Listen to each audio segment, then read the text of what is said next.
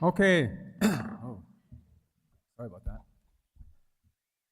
Okay, welcome to the meeting of the Santa Fe County Planning Commission, Thursday, July 20, 2023. Please stand for the Pledge of Allegiance.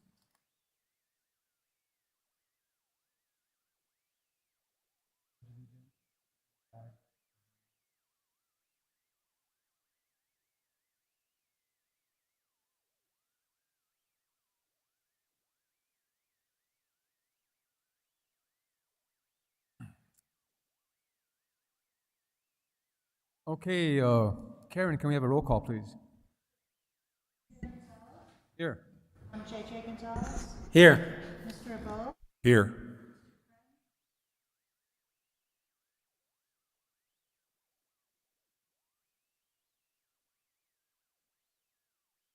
Thank you. Okay, approval of agenda. Jose, any changes? Mr. Chair, the only changes as listed in the agenda that the final order for case number 225160 has been tabled. Okay, thank you, Jose. Do we have a motion for approval of the agenda? I'll move to approve the agenda as amended. Do we have a second? Okay, all in favor, say aye. Aye. Okay, thank you. Next is the approval of the minutes of June 15, 2023. Do we have a motion or any discussion? I move to approve. Okay, we have a motion for approval. Do we have a second? I second it. Okay, all in favor, say aye. Aye. Aye. All against it? Okay, it carries. Okay, consent calendar, that was tabled. So let's go to new business. New business is case number 23-5080, Roy Ball variance. Kenneth.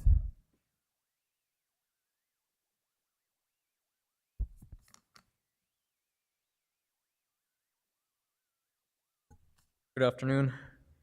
Today we have in front of us Jose V. Roybal, the applicant, Lisa D. Martinez, Design LLC agent, request a variance of the SLDC Section 913, Table 913-2, the dimensional standards for Pojoaque Valley Traditional Community, to allow 2 residential dwellings on a parcel of land consisting of 0.75 acres. The subject property lies within the Pojoaque Valley Community District Overlay, located at 237 County Road 84, SDA 2, Commission District 1.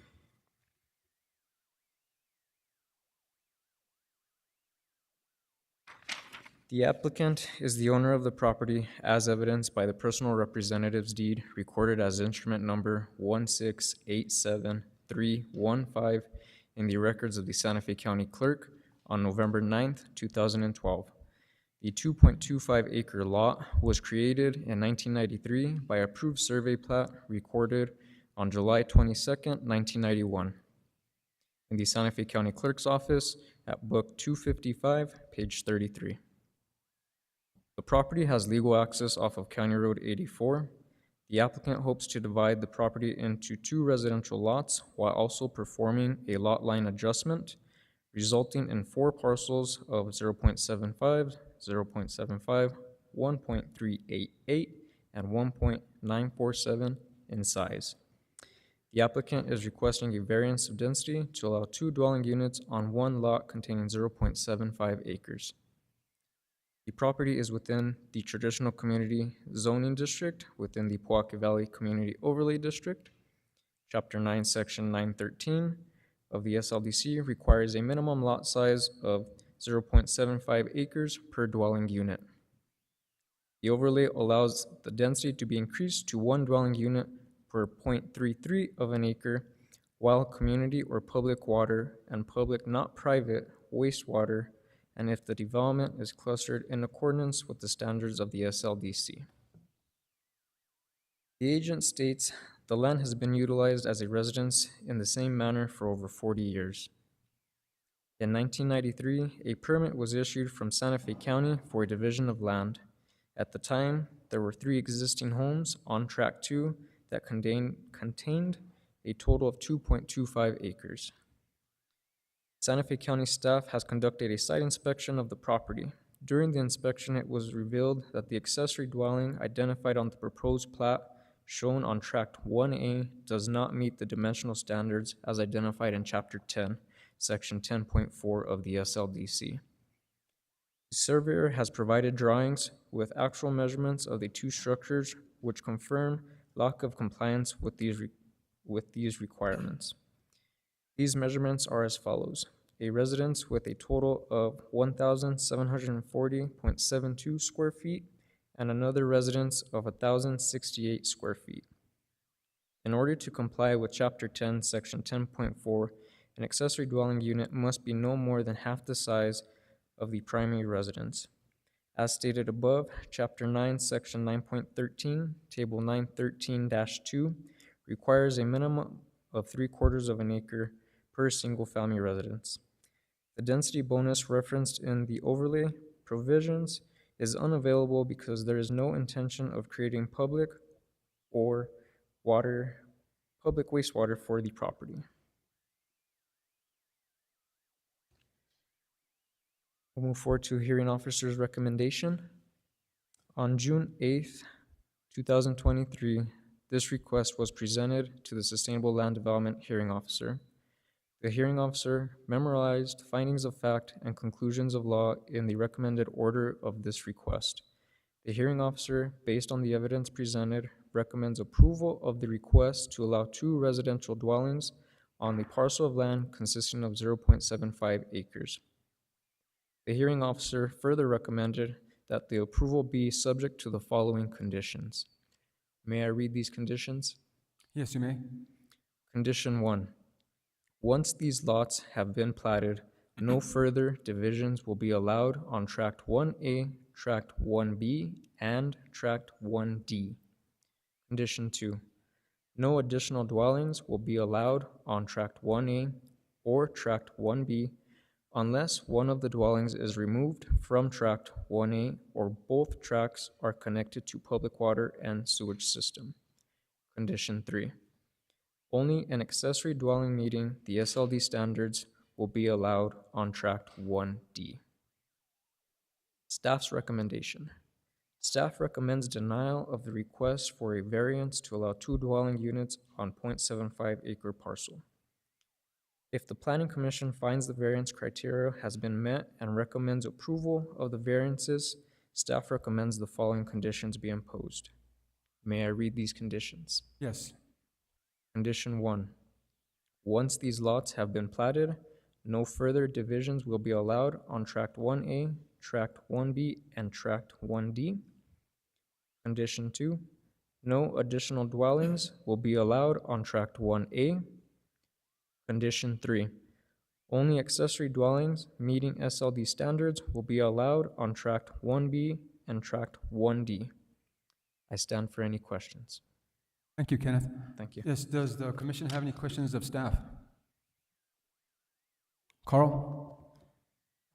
Thank you for the presentation. Just so I get an idea, I'm trying to go through this here, and we list as the conditions 1A, 1B, and 1D, and so I'm trying to cross-reference what those areas would land up being. If I'm reading this correctly, there's going to be, I would imagine there's going to be 4 different parcels, 0.75, 0.75, 1.388, and 1.945. Are those referenced to 1A, 1B, 1C, 1D? Mr. Chair, Commissioner, that is correct. If we look at Exhibit 3, we can identify those individual parcels, and Tract 1B, Tract 1A is the property lot in question, which would contain the 2 residences, 0.75 acres. Okay, let me get there real quick. It's not loading.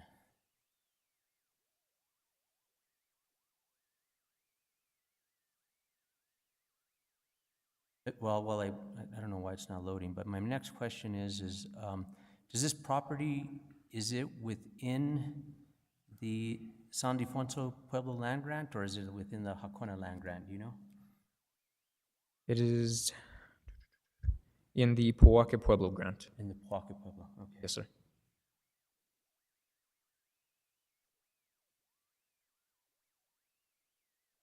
I wonder if I could get some help to, I don't know why it's not loading, I'm on. Took a second. Here's the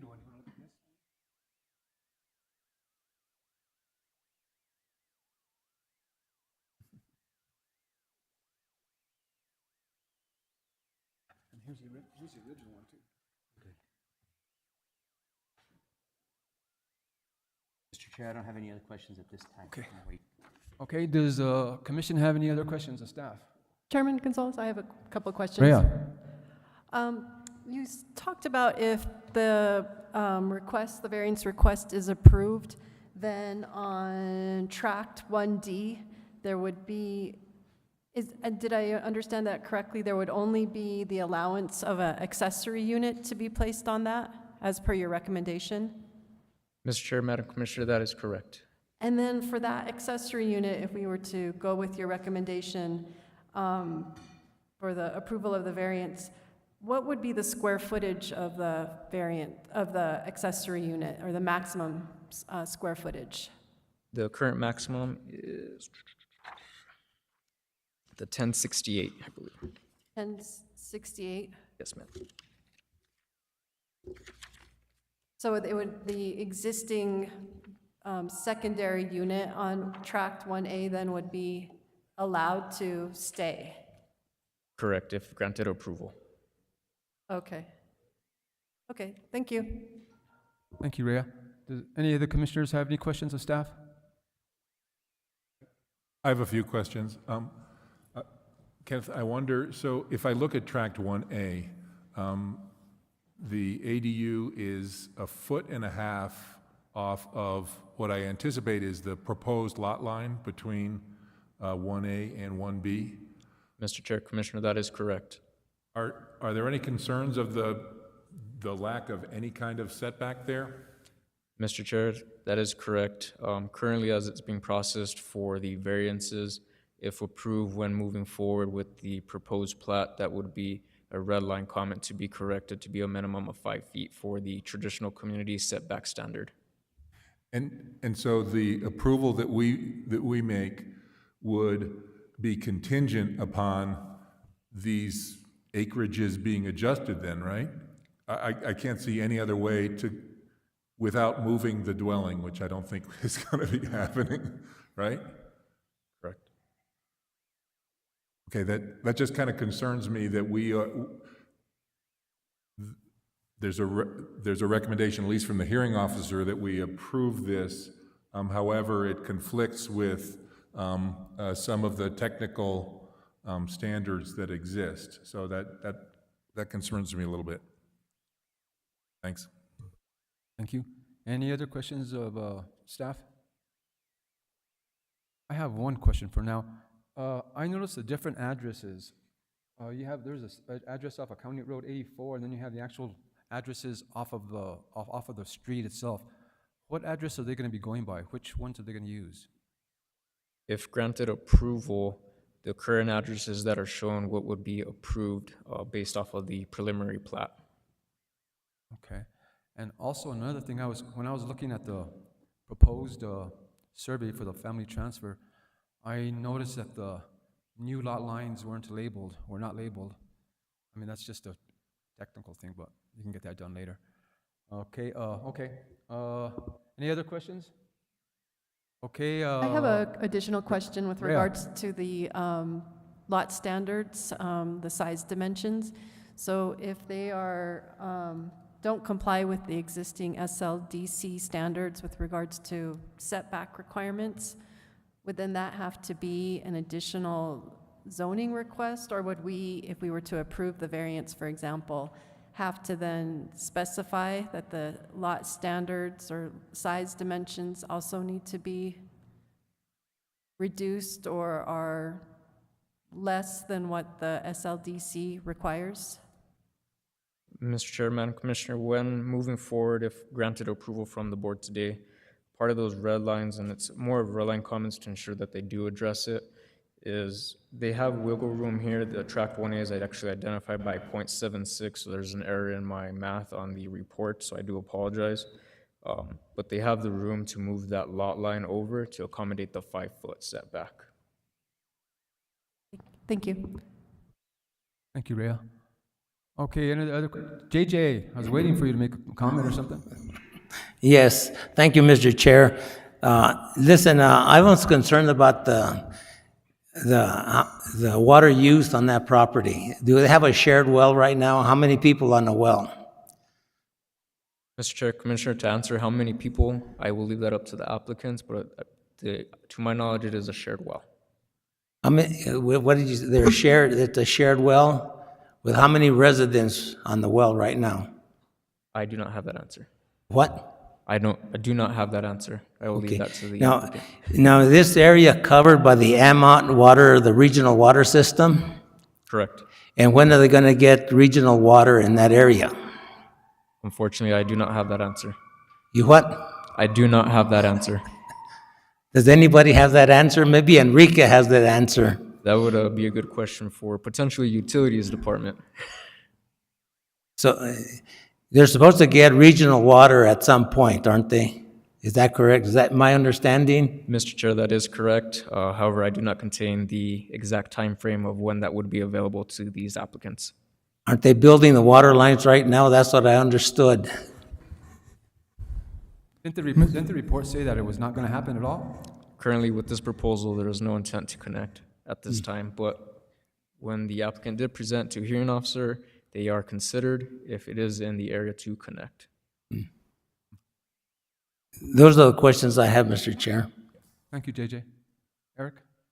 I'm wondering, Kenneth, is it possible for the for the Planning Commission to suggest a condition that if and when the regional water system builds a line down 84 and makes connections available, that all of the water from these 4 lots would be served from that regional water system? So it's not saying that you got to do it now, but at the time that is made available, is it possible for us to impose a condition that they connect to this system?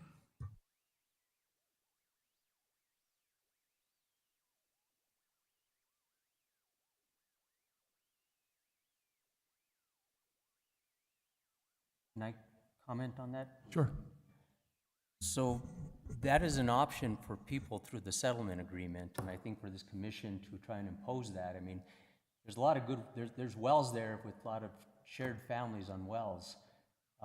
Even here in Santa Fe County, as you build up here towards La Tierra and stuff, there's 4 or 5 homes on one well, and it doesn't seem to be too much of a concern.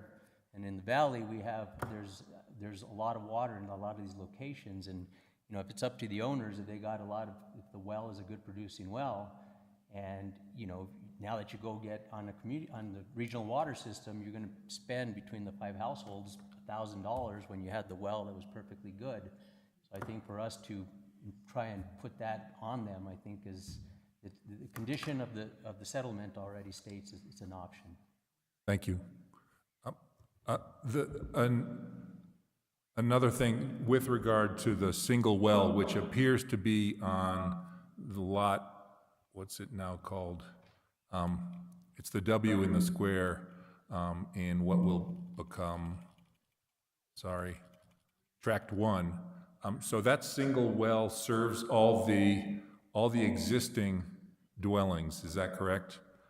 Once these lots are split, there will be a requirement by the state, correct me if I'm wrong, maybe I'll ask the applicant, who probably knows more than you. Sorry, I'm getting out over my skis, sorry. Okay. Any other questions? Staff, okay, so, Lisa, I believe you're gonna be make a representation. Please come forward.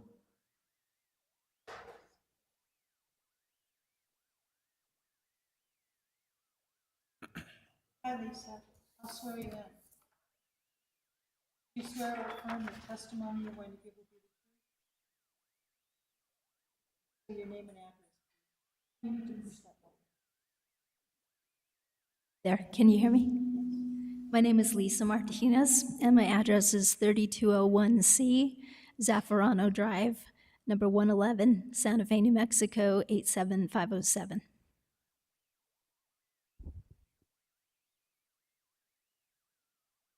Good afternoon, Mr. Chairman, members of the Planning Commission. Thank you for the opportunity to appear before you today and present on behalf of Mr. Roybal. As a follow-up to a presentation that we had recently before the Santa Fe County Hearing Officer, and also as a follow-up to two TAC meetings that we've had, and also a pre-application neighborhood meeting, all of which were held last year. The following is Mr. Roybal's request before the Planning Commission. Mr. Roybal is seeking a variance, as you've heard, from the SLDC's required minimum of 0.75 acres per residence to allow 2 existing residential dwellings on a 0.76 acre tract. And this would be following the proposed division of Mr. Roybal's 2.25 acre property in its entirety.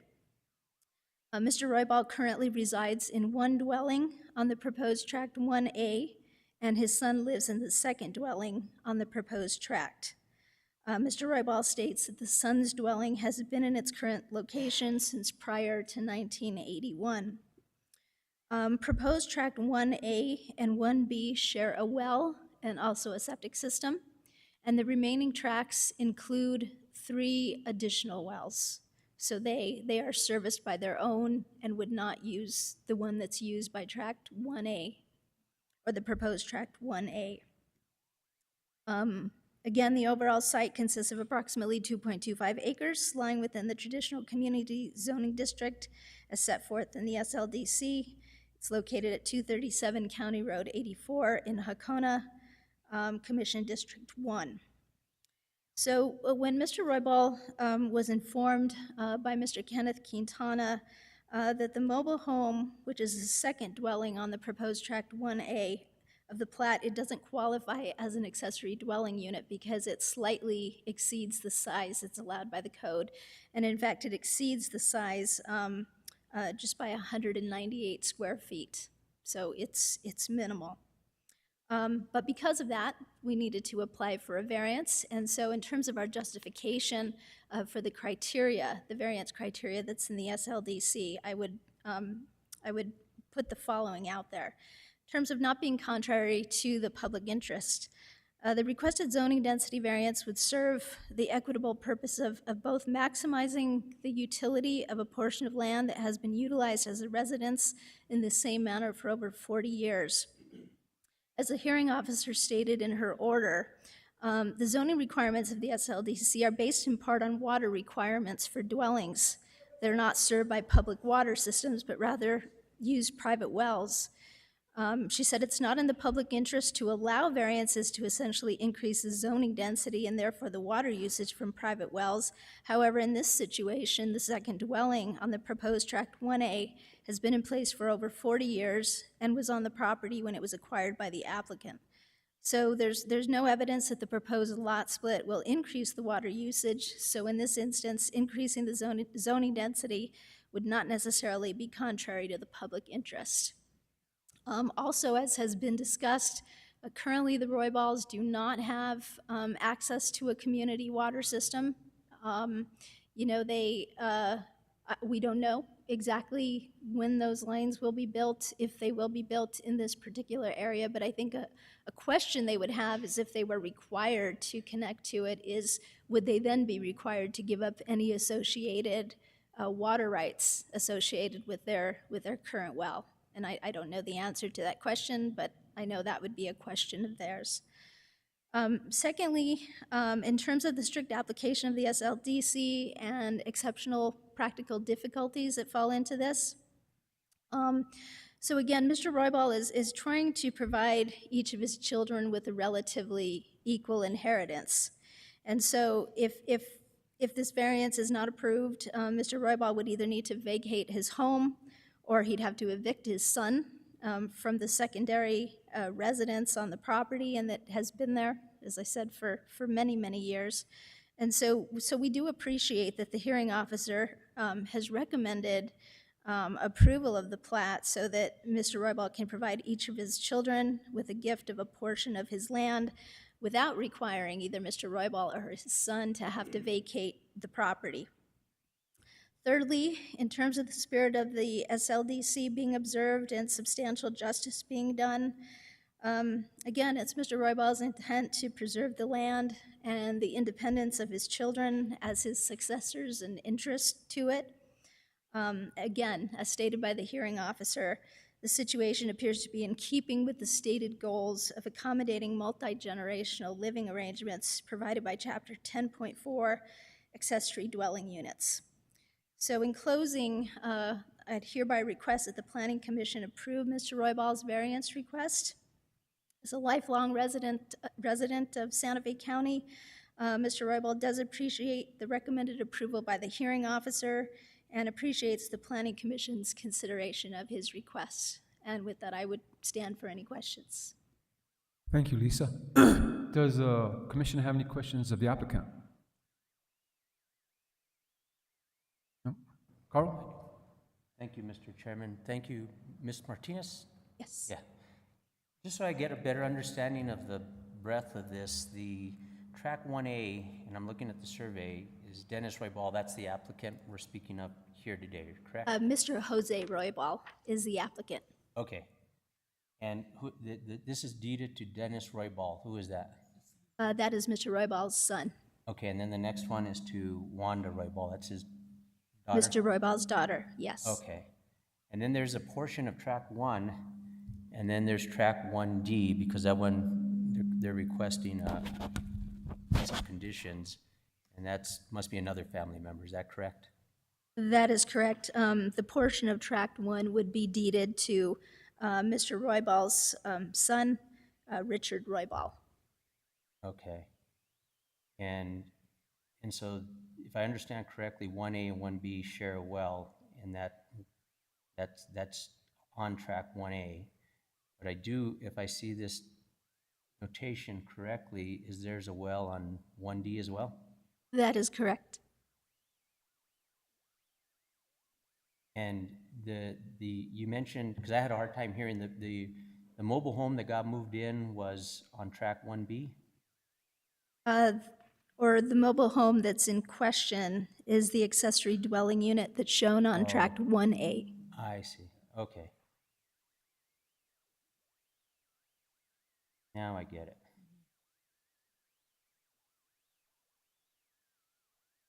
Okay, I don't have any other questions at this time. I do want to mention that they are actively building the regional water system down there. I live down there, so I pass by it every day, and I know that, you know, the original cost was about $249 million, and now Congress has passed money all the way up to about $500 million, and all the wells have already been placed at the Rio Grande, and I can see the buildings going up, and, you know, I think it's going to be about 4 years or 5 years, but I think the commitment has been made there, so I think it's going to be placed at some point.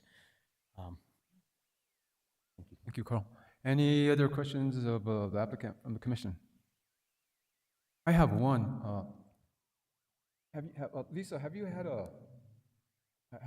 called NMED out there to do assessment of the septic systems? I'm sorry, what? Have you had NMD go out there to do an assessment of the septic tanks? That's a good question, Mr. Chairman. I don't know how recently the septic has been looked at. I can certainly ask the property owner. Do you know if the septic system?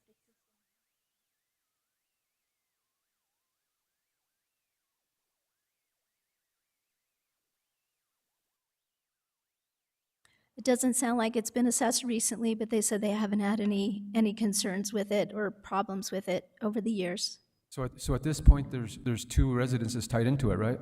That is correct, yes. Okay, thank you. Any other questions? Eric? Thanks. One more well question, sorry.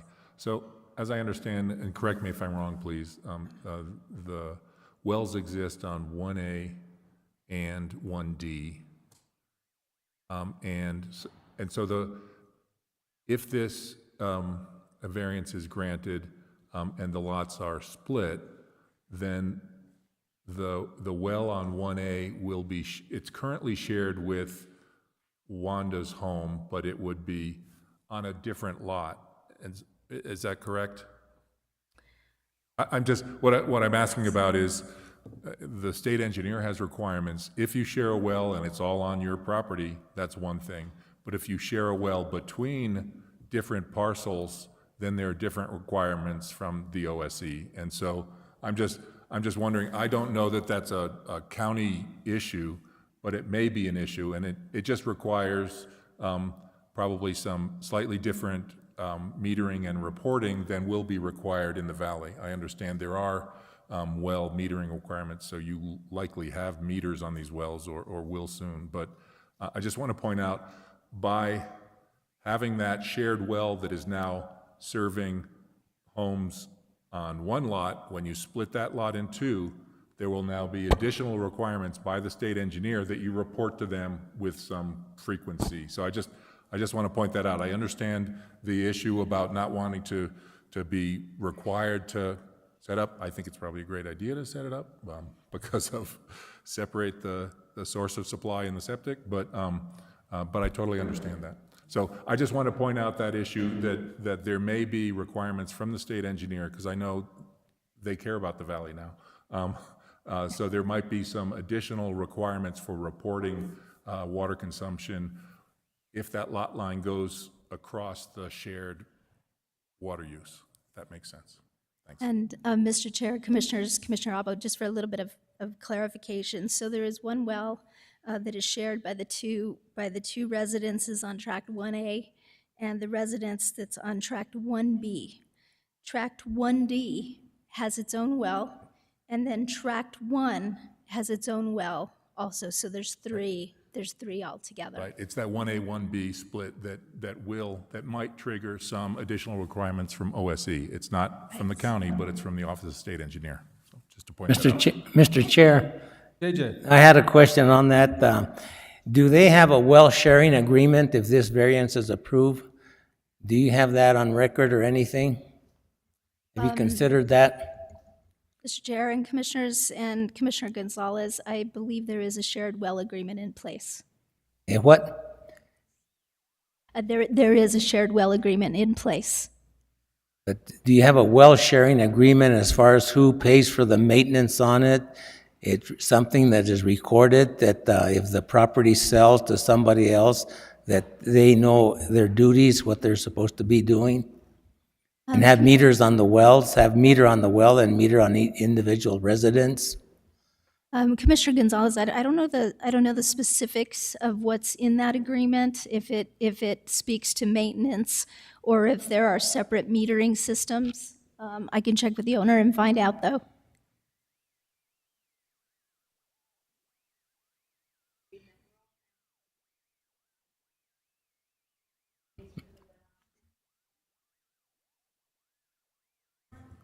Mr. Chair, if I may, the applicant needs to be sworn in if they wish to speak. Yes, please, oh, you have to come get sworn in.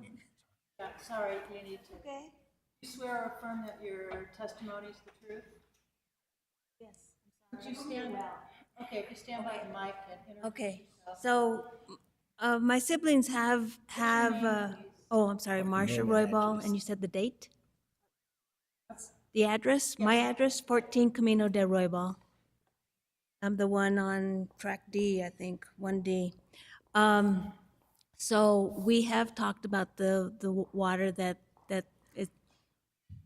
may be coming from the Pueblo, and some of my siblings have voiced that they want to do that, especially with the one with the shared well.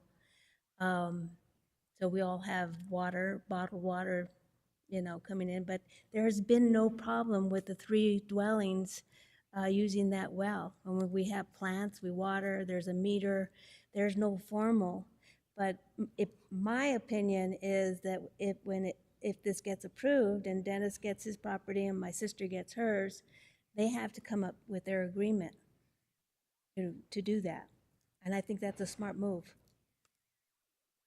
Okay, thank you. I don't think my brother will ever sell the property, but, somebody inherit it someday and may do that. So, yeah, it has to be done. Thank you. You have a question, Carl? Yeah, I know it's very confusing down there in the valley because of the Amet settlement agreement, but Every well down there has been adjudicated. The basin is totally committed up to this point. There's going to be no new appropriations moving forward in time ever. And so there's three classifications of well there. There's a pre-moratorium well, a pre-basin well, which was 1956, and earlier, which is actually a water right. It's actually a property right that can be moved within the basin. Then you have a pre-moratorium well between 56 and 83, and I would imagine this gentleman here has either pre-moratorium or a pre-basin right. Now those rights, depending on how you got it adjudicated and how active you were, we don't know his adjudication order. He could very well have 3 or 5 acre foot on that water, and we don't know. And it could be qualify up to 3 or 5 residents, and we don't know. He could have a post-moratorium well, which by God, now he'll be in trouble when they'll make him hook up to the water system when it comes in. He won't have a choice. And so without us looking at that adjudication order, we can't make a judgment on his wells here. Thanks. Thank you, Carl. Okay, any other questions? Okay, I have one question of staff to the county attorney. I was looking on one of the staff responses. He made a statement saying that that this could potentially set a precedent for similar requests. So if we were to approve this, what kind of precedents would we be setting? Or would we be setting? Is it your opinion we'd be setting precedents?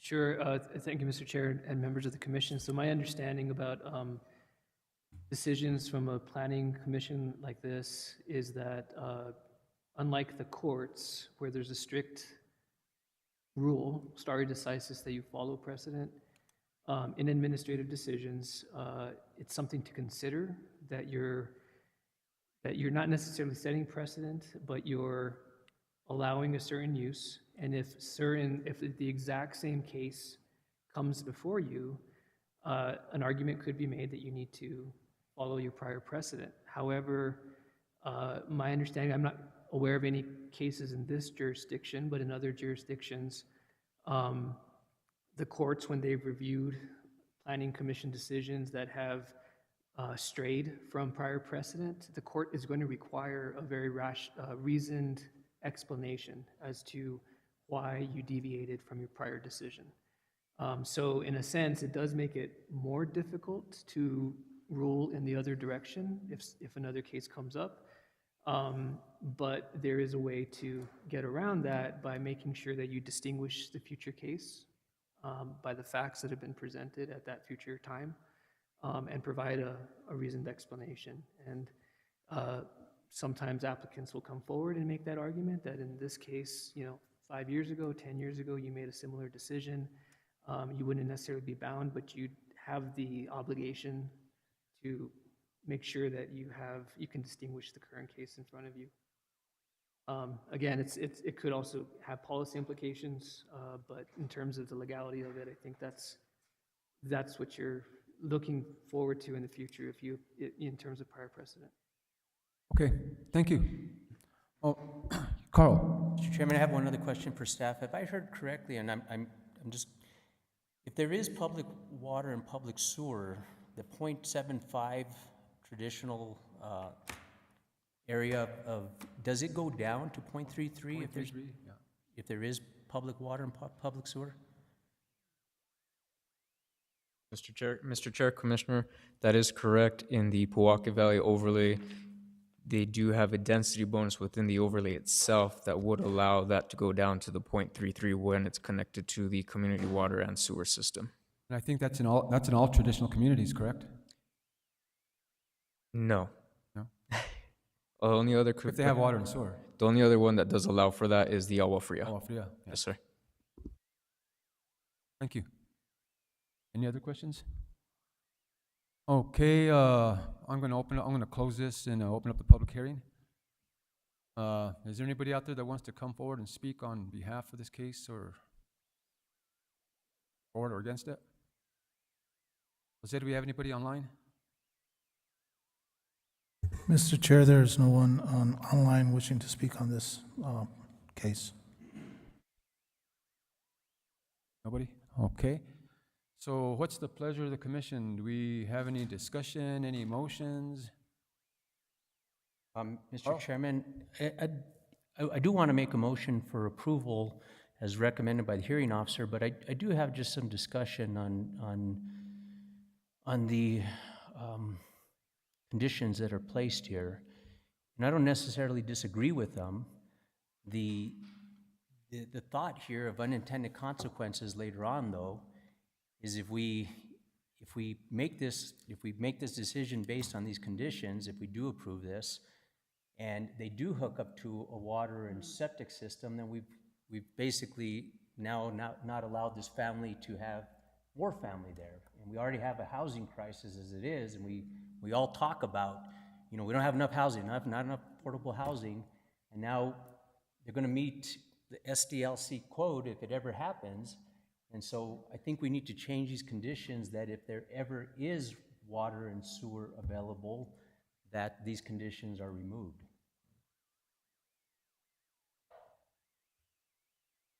Oh, So I would like to make a motion. I would like to make a motion that we approve the 2 residential dwellings on a parcel of land consisting of 0.75 acres of land with the conditions of, number 1, once these lots have been platted, no further divisions will be allowed on Track 1A, Track 1B, and Track 1D. Number 2, no additional dwellings will be allowed on Track 1A, Track 1B unless one of the dwellings is removed from Track 1A or both tracks are connected to a public water, there it is, right there, public water storage system. Only an accessory dwelling meeting the so does it so it states 1A and 1B, but it doesn't state 1D.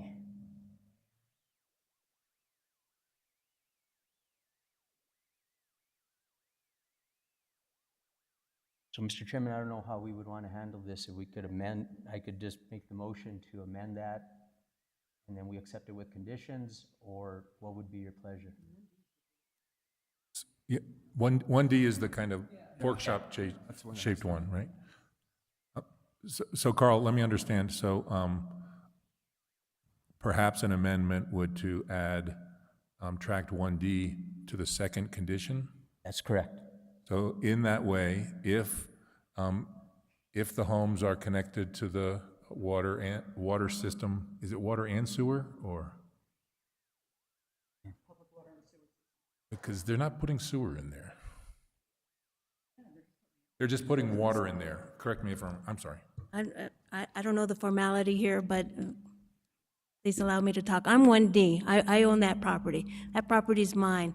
I'm only, as you notice, that the land lot adjustment is less than a 1/4 acre. I don't really need that much, but I need to access my well. I don't think putting extra requirements on me and my brother that's on Track 1 is fair, because this is all about the variance of the 2 dwellings. So that's my opinion.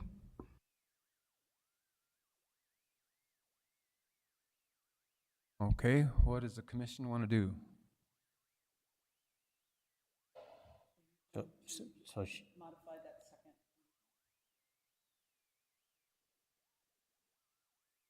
Mr. Chairman, I would like to amend number 2 to include Tract 1D, and then I would make an motion. I would like to take a vote on that, and then then I would move forward with the motion after. I would like to add a friendly amendment condition on this. Is that they have NMED go and do an assessment of their septic tanks?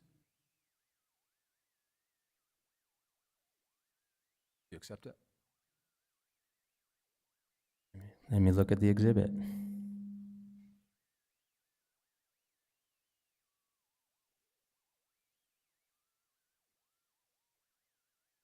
And while he's looking at the exhibit, Marcia, I just wanted to say, I think his amendment would actually loosen the restrictions on the Tract 1D property. Instead of adding additional requirements. I think that's the intent. Okay, I may not understand what you guys are talking about, but, so.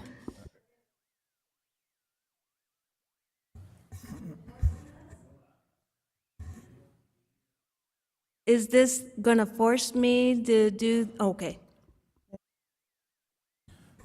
Mr. Chair, if I may, Are you looking at the conditions by the hearing officer or the conditions? I think he's looking at the hearing officer conditions. Yes, I was going off the hearing officer's recommendations. Well, Well, I mean, I don't know if we're at that point yet. Maybe we should just, yeah. And Mr. Chairman, could I add just one note? I do want to make sure that we are talking about the correct tract. Commissioner Abo referred to tract 1D as kind of the pork shop shaped Now I one. understand, that's tract 1. That's tract 1. And that will have no conditions on it, so there will be no opportunity for, no restrictions on division on that. That's the largest parcel, right? Okay, so, and for my own clarification, Commissioner Trujillo, can you tell me again what you're proposing for tract 1D? So what I'm proposing, Ms. Martinez, is right now you have, the hearing officer has put conditions upon a approval, and some of these conditions, you will have a choice, depending on the well, whether to hook up or not to the regional water system. If the owner chooses not to hook up to the regional water system and use their well, they will not be able to use the provision in the SLDC code that would allow them to go down to 0.33, a residence on 0.33 acres of land. But if one of those family members that owns 7.75 says, I'm willing to hook up to the well because I just want to, or whatever reason, to the regional water system, then under SLDC code, they could bring another residence onto that piece of property, maybe their son or their daughter. Am I correct? Excuse me, I believe it says water and sewage system. Water and sewage, yes. Water and sewer. And so, since the regional water system does not have a sewer component, it is unlikely in our lifetimes that there will be a sewage system running down 84. That is, San Ildefonso is going to put theirs in for that area. Now, that Okay, doesn't mean okay. that- But it says water and sewer, so hooking up to the regional water system is not sufficient condition to trigger that 0.33. Correct, you are Got it. absolutely correct, Thank and you. I misspoke there, and now because Poaca Pueblo does already have a waste treatment center, it wouldn't behoove me to think that eventually they might provide that for the rest of the residents, so that would be it would basically be if any one of those lots chose to hook up to the regional water system and a public sewer system, if it was available, they would now be able to use the 0.33 acres in the SLDC code that's available to them. It would give them more options. They wouldn't have to use them, but it'd give them more options. So if it turns out that the public sewer system doesn't ever come about for whatever reason, but they do connect to the water system, then they can still subdivide Lot 1D, or It would be subject to all these provisions here. It wouldn't be any different. If only water was allowed, then You'd you have- wouldn't meet the condition. you'd have to have access to water and sewer to get that benefit of 0.33. I think, Mr. Chairman and Commissioners, I think the point that Mr. Rabal was trying to make is that considering that her parcel, 1D, is not connected to this variance request, I think she's trying to ensure that additional restrictions aren't placed on her and that she can still do what she wants to do with her property in the future. And so I understand that right now, as it is, she could potentially add an accessory dwelling unit. It would have to be no more than half the size of the house, if I understand it correctly. But would she be allowed to subdivide? So the conditions here is only an accessory dwelling. So it says, no further divisions will be allowed on Tract 1A, Tract 1B, and Tract 1D. And part of that is that 1D is 1.388 acres. So even under the current code, you couldn't divide that into 0.75 and 0.75. You need at least 1.5 acres. So that condition actually meets the code that everybody lives by down there. The 3 says only in accessory dwelling meeting SLDC code standards will be allowed on 1D, so she could still place an accessory dwelling on the property that's consistent with the SLDC code. Okay, I would just want to ensure that she does not have any additional restrictions placed on her parcel, because that isn't, in other words, it's not part of this variance request, it's actually separate. So the only thing really pertaining to her parcel, 1D, is the lot line adjustment, and she's really just trying to incorporate her well onto her parcel. So, Ms. Martinez, the only question I have is on the conditions that were placed by the hearing officer. These are the ones that I'm reading from, and so it's not any additional requirements that I'm placing on there. I understand, and we, at least in front of the hearing officer, we did not have specific discussions about these particular conditions, nor did we discuss the wells and how many they were and which parcels they were associated with. So, so I'm not quite sure where that condition came from. But like I said, I just want to be cautious about not placing restrictions on her parcel that don't have anything to do with the variance request itself. Ms. Martinez, correct me if I'm wrong, but since these are all one existing lot, this division does affect her, her parcel, right? Mr. Because right now, there is no 1D. Yeah, Right now, it's all on 1. Actually, she's getting a lot size of 0.75. I mean, you know, so. Or 1.33. Mr. Chairman and Commissioners, actually, there is currently a 1D. It's just a lot line adjustment that's moving over slightly to the right to incorporate her well onto her parcel.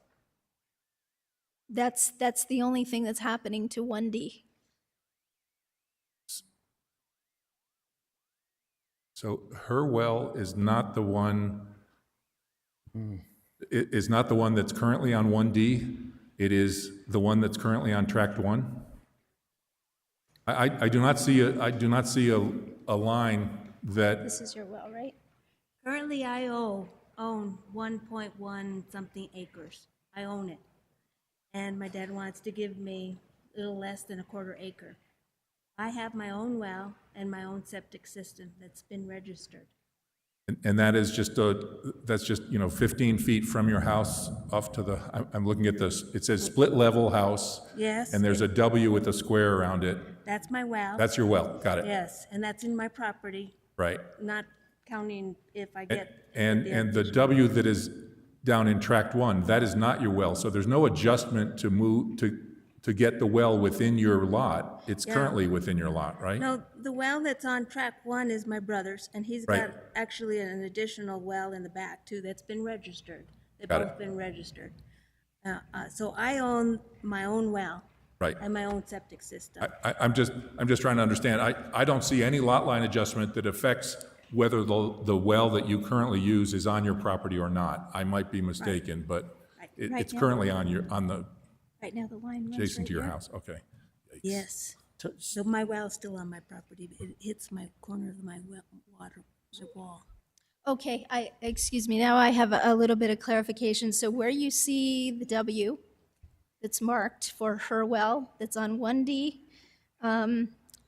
it's not super clear, but there's a line that's very close to there. It says old lot line. Oh, lot line. Yes. And so that's where the property line currently sits.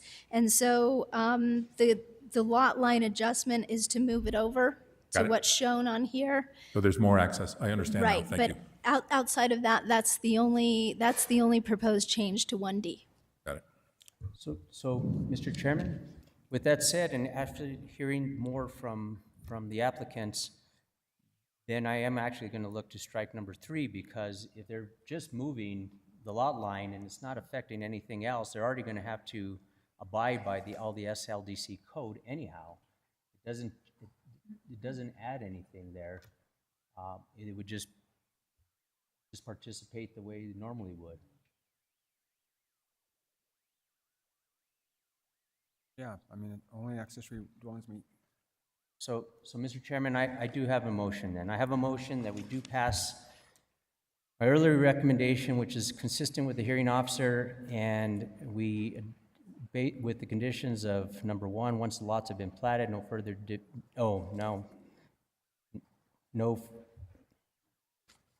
wondering if number one makes sense now with 1D in there. No further divisions. Please. Kind of hard, because anything can happen. Mr. Chair, I have just a comment. Yeah. And maybe it's obvious, but for tract 1D, there would still be, regardless of these conditions, the state statute that allows for family transfers. So 1D theoretically could be divided for heirs.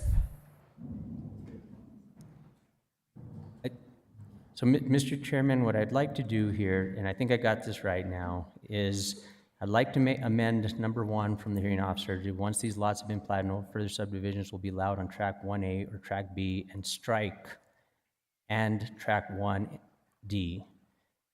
And I'd like to see if we can get a vote on that. And then I would leave number two intact, and I would strike number three, only an accessory dwelling meeting the SLD standards will be allowed on tract 1D. I'm sorry, Carl, you would leave 3 or you would strike 3? Would strike three. Strike 3, you said, Yeah, right? I'm sorry, strike 3. So you would allow an ADU on 3 without subdivision. Got it. So you're not allowing, so you are allowing a division, and you're also allowing an ADU on 1D. What I'm allowing is that 1D didn't even show up Does here. not have That- any conditions, does it not have any conditions imposed? Yes. Got it, What- okay.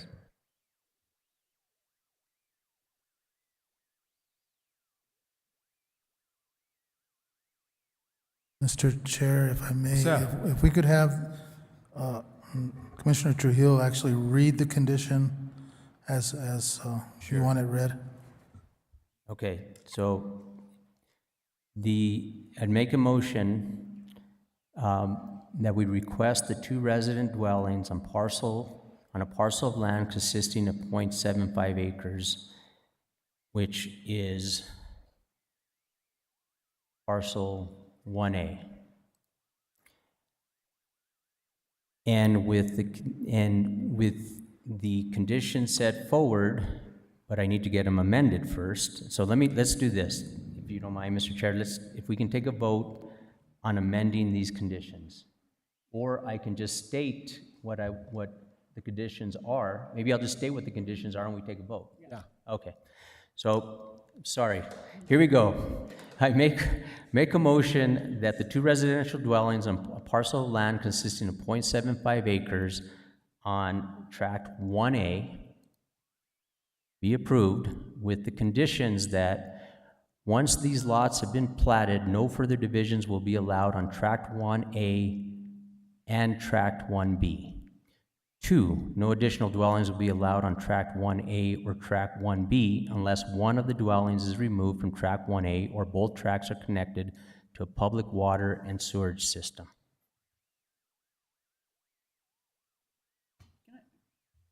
Can I ask, does the SLDC say both public water and sewer system? Oh, say it's in there, okay. I'm trying to find that. So that's the extent of the motion there? That's it? You get it, Jose? Mr. Chair, yes, thank you. Okay, so we have a motion on the floor. Do we have a second? I'll second it. Okay. Okay, all in favor of this motion on the floor, say aye. Aye. All opposed? Okay, so it carries. So for that part, right? Okay. Mr. Chairman, members of the commission, thank you so much for your approval and for your thoughtful discussion and consideration. We greatly appreciate it. Thank you Thank very you. much. It was complicated, but thank you very much. Thank you. Okay, next case.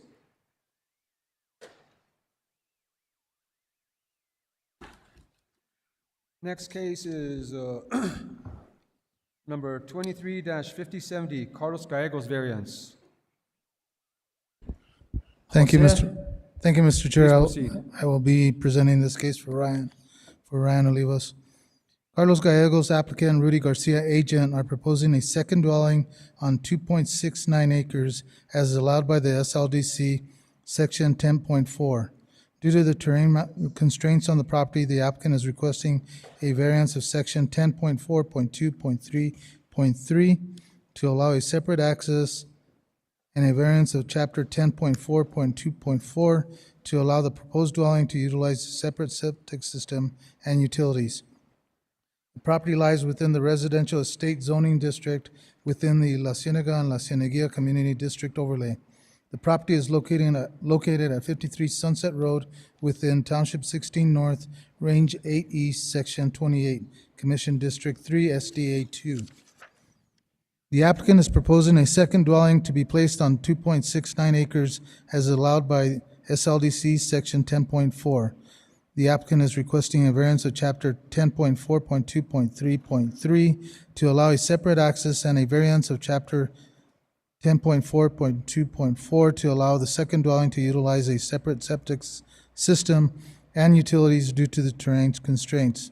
The proposed 2,560 square foot residence will have a separate driveway, utilities, and septic. The existing residence will be considered the accessory dwelling unit to. Can you get a little closer to the mic, please? Thanks. The applicant, I'll start with this one. The proposed 2,560 square foot residence will have a separate driveway, utilities, and septic. The existing residence will be considered the accessory dwelling unit to be to the proposed new residence. The applicant states that he will like to place a guest home on his 2.5 acre property. The applicant states that due to an arroyo dissecting the property, he cannot share the septic and utilities with his existing residence. The proposed access to the site will be off of Cerro del Alamo. A liquid waste permit was provided for the proposed new primary residence by the New Mexico Environmental Department. The applicant has provided a well permit approved by the State Engineers Department. The applicant has addressed the variance criteria per section 4.9.7.4 for the separate driveway and separate utilities, and staff has responded to the applicant's comments. Building and Development Services staff has conducted a site inspection on this property. During the inspection, it was revealed that due to terrain constraints on this property, the dwelling cannot be constructed in close proximity to the existing dwelling. The proposed site is the only other buildable area on this property. The review comments from the County Public Works Department and County Fire Marshal's Office state that the application is in compliance with the pertinent design standards set forth in the SLDC. On June 8th, 2023, this request was presented to the Sustainable Land Development Hearing Officer. The hearing officer memorialized findings of fact and conclusions of law in a recommended order on this request. The hearing officer, based on the evidence presented, recommended approval of the request to allow a variance of Section 10.4.2.3.3 to allow a separate access and a variance of Chapter 10.4.2.4 to allow the proposed dwelling to utilize a separate septic system and utilities with the conditions recommended by staff. The recommendation of the hearing officer and staff is for approval of a variance of Chapter 10.4.2.3.3 to allow a separate access and a variance of Chapter 10.4.2.4 to allow the dwelling to utilize a separate septic system and utilities subject to the following conditions. Mr. Chair, may I enter these conditions into the record? Yes, you may. Thank you, Mr. Chair. This report and the exhibits listed below are hereby submitted as part of the hearing record, and I stand for any questions. Thank you, Jose. Does the commission have any questions of staff? JJ? Yeah, Jose, the questions I have, Is this going to be a lot split or just a second dwelling on a 2.69 acre tract? Mr. Chair, Commissioner Gonzalez, this is not a lot split. This is to allow the accessory dwelling unit. So in this particular case, the existing residence would become the accessory dwelling unit, and the new residence would become the primary residence. So the square footage and use sharing the well meets the code requirements. What does not meet the code requirements is because of the Arroyo kind of splitting the property, they can't share a septic and they can't share the utilities, and they can't share the driveway. So whether that is for what's before you is a variance of that criteria of the accessory dwelling criteria. But they're not asking to split the property. The other question I had, now, you mentioned they had a well permit. Is this for a second well on the property, or is it going to be a shared well? I didn't Mr. Chair, understand. Commissioner Gonzalez, that would be a shared well. A shared well. It's the existing well that they will somehow take the water across. It's probably cheaper than drilling a new well, but they will be sharing the well. And they will be limited to a 1/4 acre foot per dwelling? Is that one of the conditions of the county?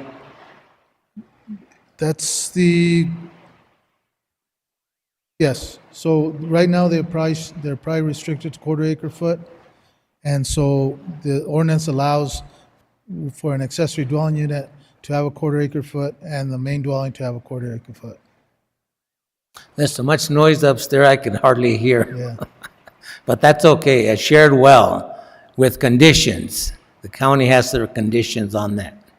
Mr. Chair, Commissioner Okay, Gonzalez. thank you, that's correct. Jose. Okay, any other questions of staff? Wendy?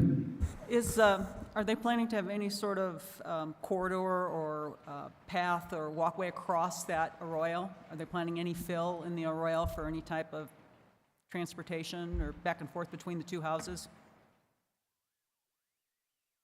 Mr. Chair, Commissioner Perard, I don't believe any driving surface would be built or vehicles would be going across the arroyo.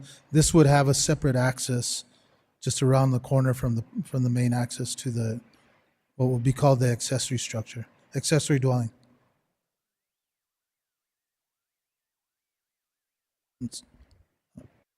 Mr. Chair, I'm sorry, I couldn't hear that. Yeah, no impact then to the arroyo. It'll Mr. Chair, Commissioner Perard, there should not be any impact, except for maybe the excavation for the well, for the water line. Yeah, I would be more concerned about the the leach field going into the arroyo. And the plan shows it away from the arroyo, but that's the closest thing to it was the leach field. Okay, Eric? Jose, I have a few questions. Exhibit 3 in your memo shows an aerial.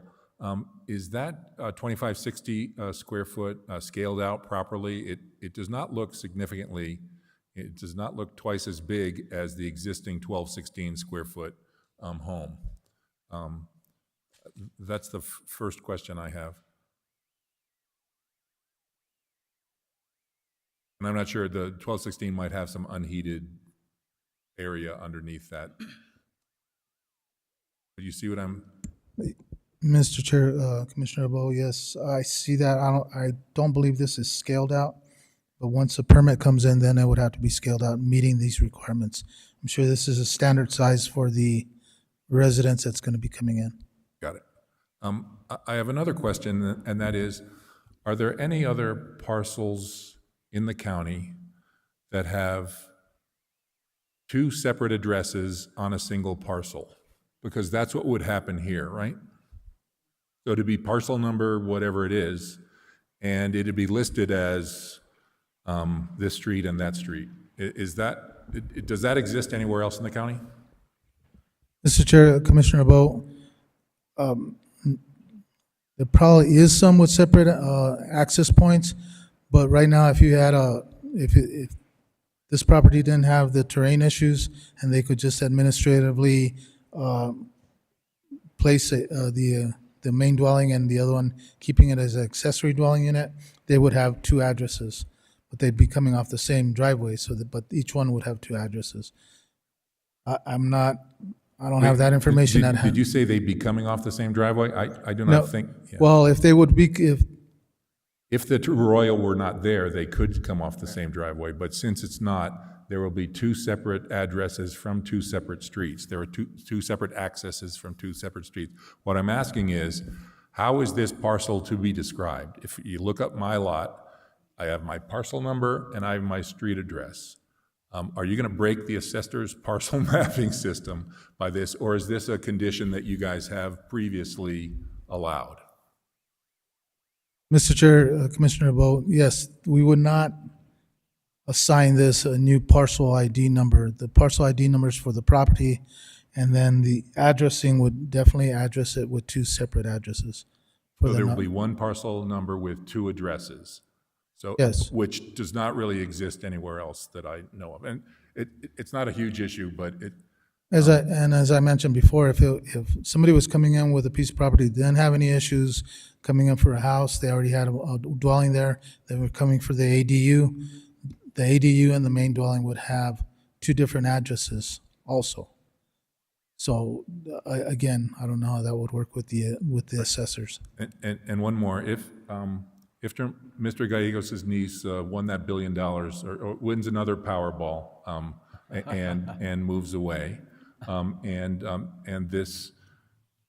it's in his interest to sell this, that would require a lot split. Is that right?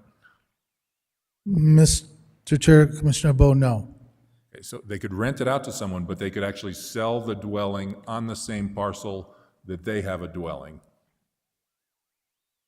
Correct, that it would be all one parcel, they would, there's no way they would be able to split the property. They're already at the density, one dwelling per 2.5 acres, but the code allows them to have an accessory dwelling unit. Got it. Unfortunately, So that's why they can't split. Okay, understand. Okay, any other questions? Carl? I think this earlier, but just because I couldn't hear with the rain, but they've already obtained a septic tank permit from the state engineer's office? Mr. Chair, Commissioner Trujillo, yes, they obtain a septic permit for this new dwelling. Thank you. Thank you, Carl. Okay. Rudy, are you ready? It actually feels good to be back here. As you all know, the good institutional knowledge here that Representative, thank you for all the work you all do. Representative, thank you. And just breaks my heart because I miss this place. Sorry. Yes. Yes. Rudy Garcia. It's 02 Yacallete Lane, Yacallete. But just a couple of things. I miss being here. Representative, thank you for everything you guys do. It's great. It's good to see institutional knowledge here in this place. It just breaks my heart. Eric Witt, our buddy that was the film guy, passed away yesterday. This breaks my heart. Oh, wow. So little condolences to Eric Witt. You know, unfortunately, he passed away. A couple things, Ryan, my little guy, not Ryan, he's not here today because his wife had a baby, I guess, a few days ago, so congratulations to him. Great job. My client, actually, he's lived there. He's owned that property for 25, 27 years. Carlos Gallegos owned that property for 25, 27 years. Before La Cienega there was nothing there in that portion of La Cienega. So my client actually is... he's allowed a house and a guest house, so that's what he wants to do. His son is already 18 years old, so he's going to put his son in either one of the houses. But so like the SDLC allows a house and a guest house. Back in the days, you used to be able to divide the property, but he's not going to divide it. He's not going to sell it. He's like I said, he's been there for 27 years. He's not going anywhere. He's not going to get rid of the property, and he is allowed a house and a guest house. But like Jose mentioned, so the single wide's now going to be the accessory, and the main residence is going to be a beautiful house. And I'll tell you what, my client is going to make that property look great. My buddy Carlos does what he does, and he's going to make it look great. He's not going to make the property look like a lot of stuff that's happening. But But that's here. I'll stand for any questions. If you have any questions, please let me know. Yeah, I have a question. The walkway and the parking that you're showing there, is that gonna stay base course, or is it gonna be asphalt, recycled asphalt, or concrete? Do you have So any one- idea? Yeah. Mr. Church, so one of the things that's interesting that they talked about is the two different addresses, right? Because you have, they're both county roads. So one's on Sunset and one's on Camino de Alamo. So he has two different addresses that have actually been approved by the county. So he's going to now access this Camino de Alamo and not Sunset. So, but he's going to make that property look nice. So if you guys want to put a condition that he does asphalt base course, he'll do whatever you want him to do. No, He's going to make it look great. I was just curious because, he's married to Montano, so I was thinking he might be putting some concrete there. So just a couple of things about my friend that I've known for 27 years. He actually owns Zia Factory Outlet. And like you said, his wife is Santa Fe Concrete, Victor Montano, and he's going to do a great job at that place. And so I'm just putting that out there on the record. And these people are here to speak for or against the project. But like I said, Carlos has owned that property for 27 years. He's been out there before anybody's out there in La Cienega, besides the Gonzalez. Other than that, back in the days when there was nothing, there was no, but.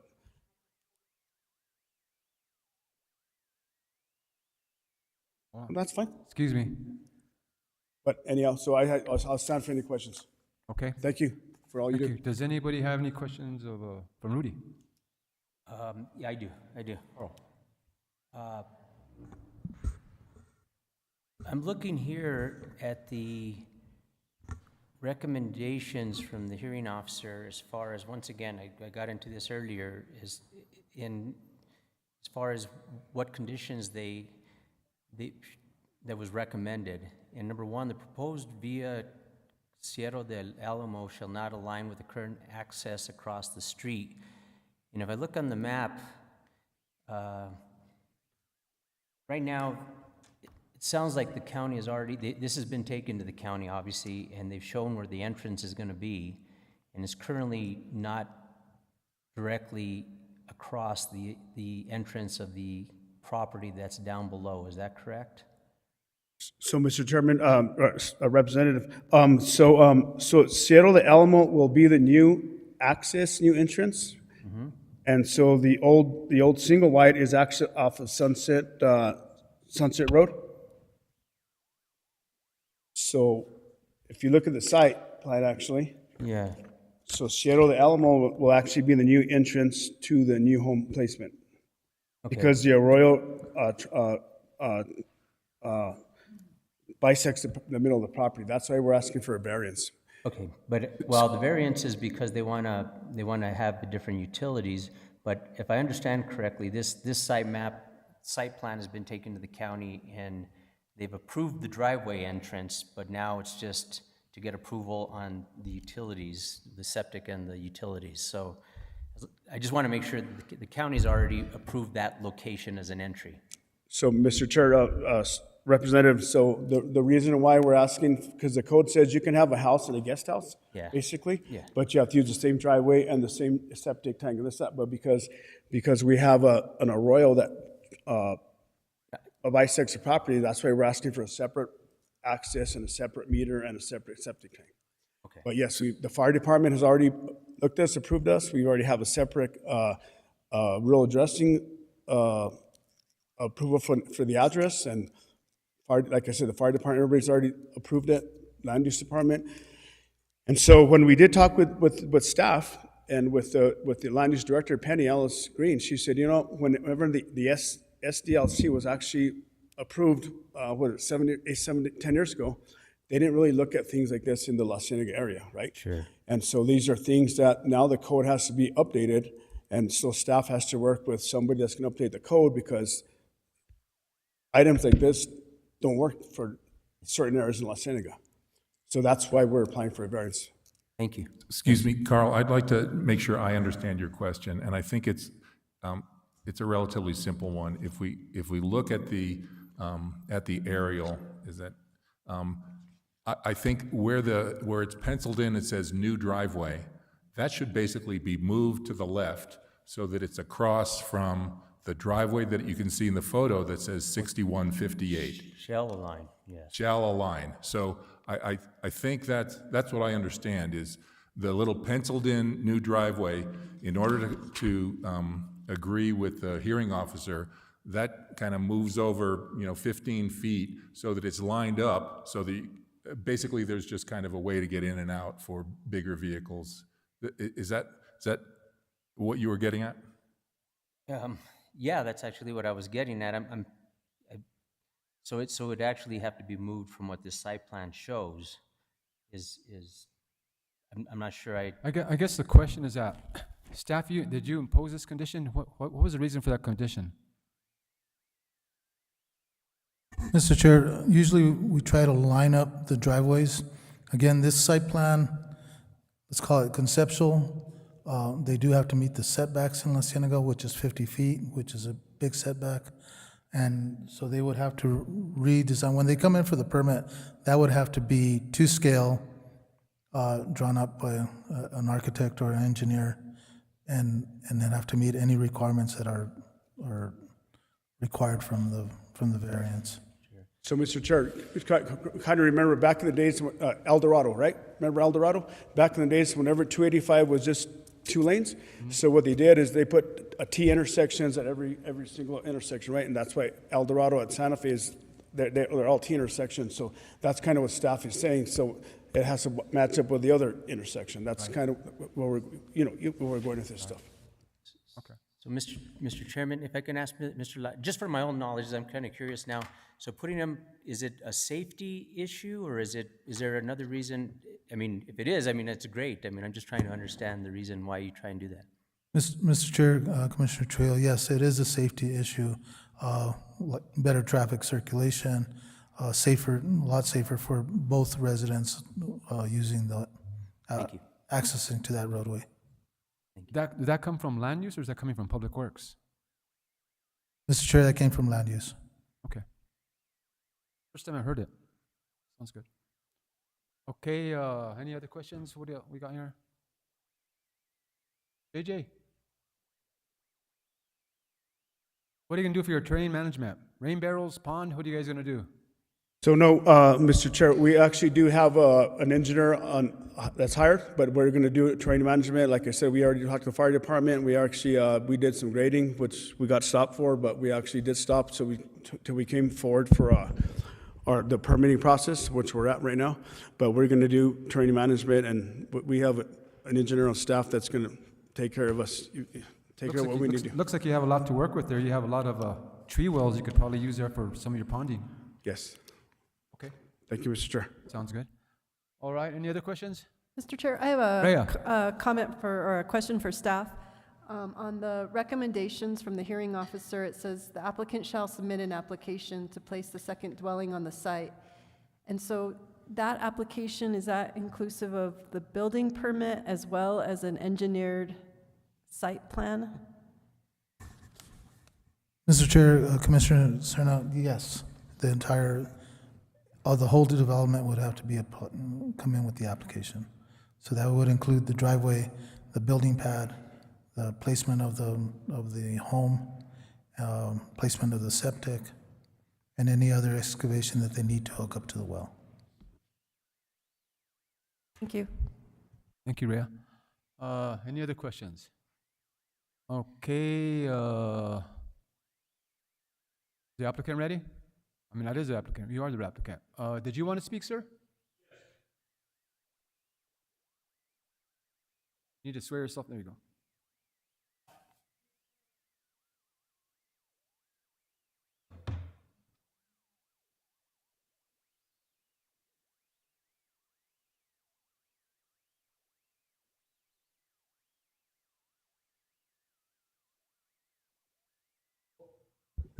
That helps. Thank you very much.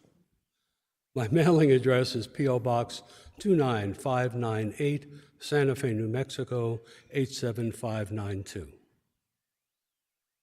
Okay, are you talking for the applicant, sir? No, I'm not. Oh, so you're part of the Here in you're part- opposition. You're part of the public. Okay, so then, okay, hold on for a minute. Okay. So I need to open up the public hearing. So I finished with Rudy, so now I'm gonna open up the public hearing. So now you already swear it in, so now, go ahead, proceed. Okay, I didn't see the applicant here. I thought you were part of the team. First, with all respect to Mr. Garcia, who comes here and he swears to tell the truth, and the truth that he knows is what his client tells him. One of the things that was said here this afternoon, yes, it still is that Carlos Gallegos has lived on the property for 27 years. Not true. He hasn't lived on the property for 27 years. Mr. Gallegos Jr., who is the applicant, received this property on September 15th, 1993 by deed. If it's all right, if I want to give something in evidence, do I give it to the attorney or the clerk?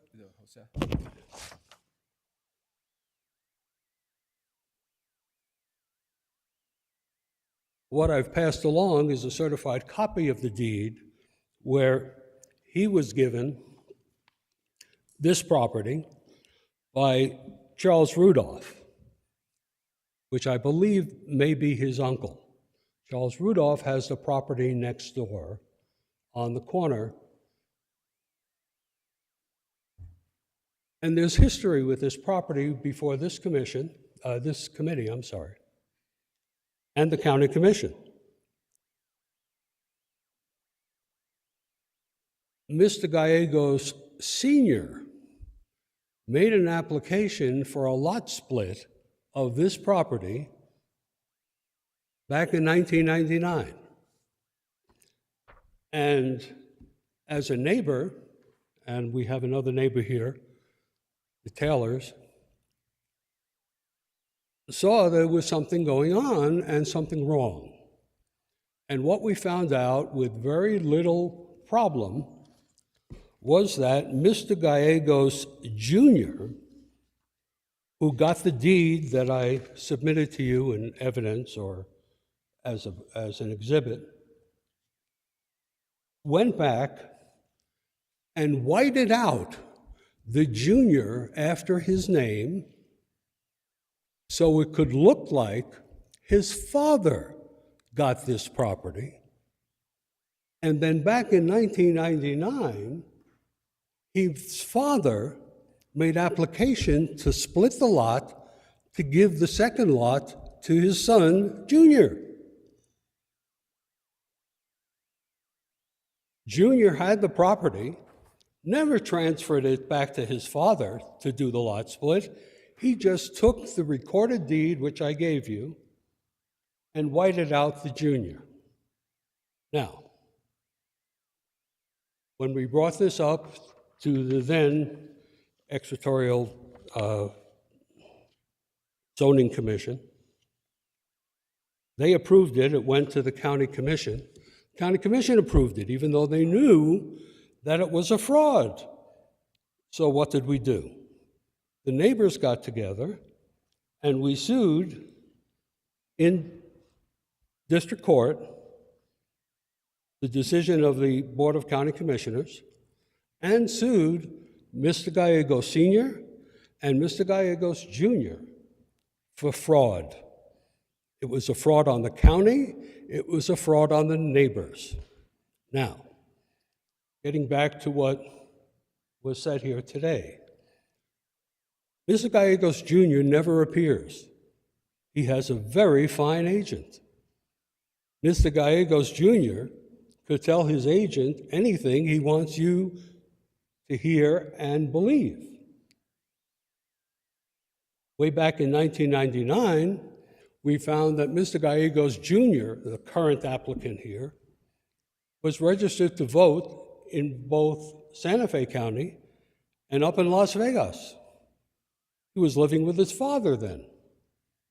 And they both perpetrated this fraud back in '99. This situation is a half a step for when they're going to ask for the lot split so he can sell both parcels to other individuals. I want to see Mr. Gallegos here. I want to see Mr. Gallegos swear to tell the truth. Mr. Gallegos owns a major business in Santa Fe. He has that mobile home park across I-25. And his agent was told to tell you he's been living there for 27 years. I have a neighbor who will tell you that at least 2 other people who have been living there. One were drug dealers. We had raids there all the time. I lived just down the street at 79 Cerro del Alamo. He then rented it to someone who was a very good family man. He was there for a few years, and he liked this area so much that he bought a house down Cerro del Alamo. So he hasn't lived there for these years. That's a lie. I think, and I would recommend, Mr. Chairman and members of the commission, that you continue this hearing and ask the agent to bring Mr. Gallegos in here. And let's place him under oath. And let's see if he will tell you from his own mouth that he's lived there for all these years. He's been slipping and sliding with this property before this commission, its previous EZ, before the county commission, for almost 30 years. He knew when he got this property, and he didn't pay for it, by the way, next door to him is his uncle. His uncle says that he gave him the property, 2.5 acres. Uncle never gave us is there water that I could have? I'm getting dry. Water? Could we take a break? I'll go out and get it.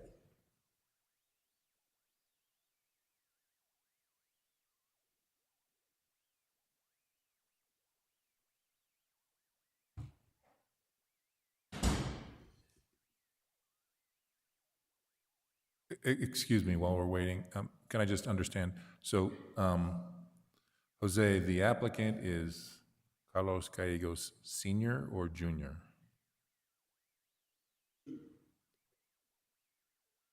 Junior, thank you.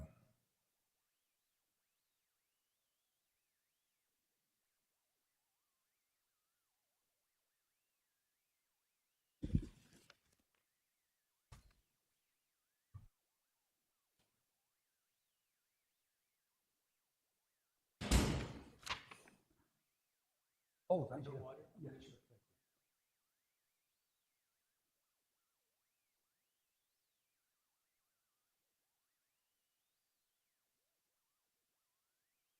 I'm sorry, I take medication from time to time that dries me up.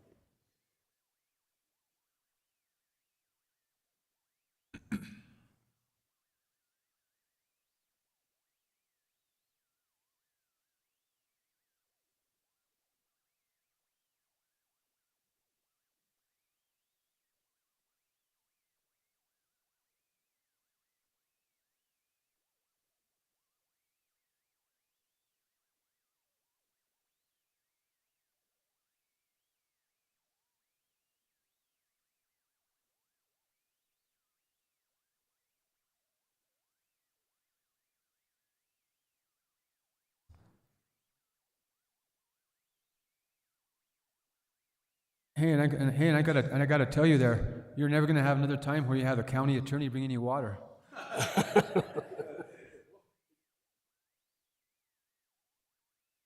I'll take my Good job. chances, Good I job. guess. Okay. I forgot my thought. They forgot my thought, too. Okay. What I will do, do we have a copy machine available? I think it's down, isn't it down? Wasn't it?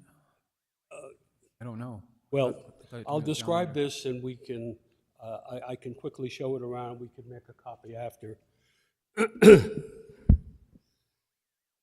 What happened is that when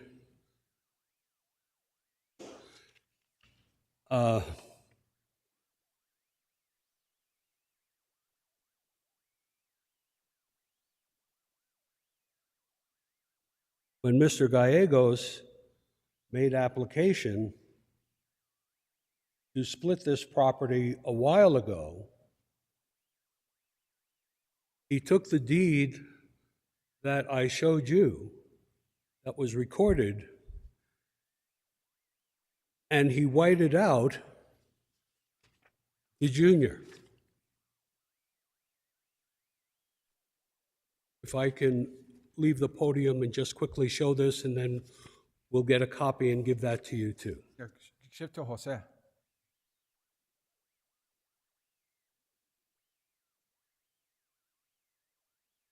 Mr. Chair, all due respect, may I speak?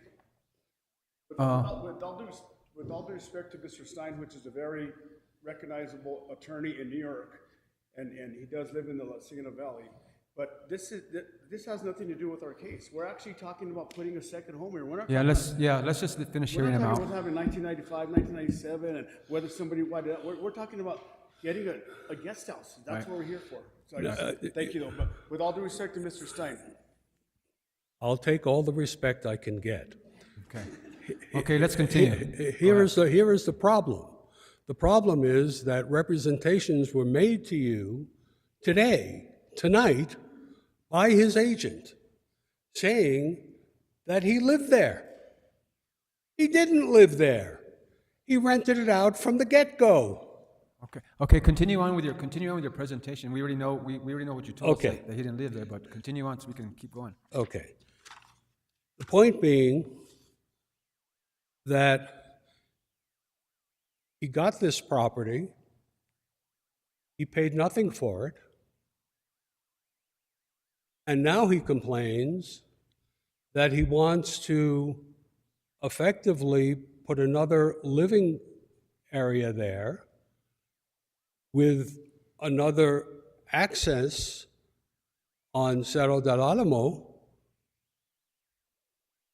So his 2.5-acre parcel will have 2 car accesses, more traffic in and out.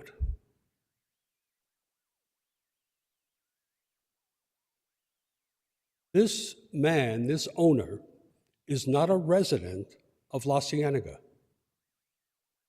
Most people living in La Cienega are owner residents.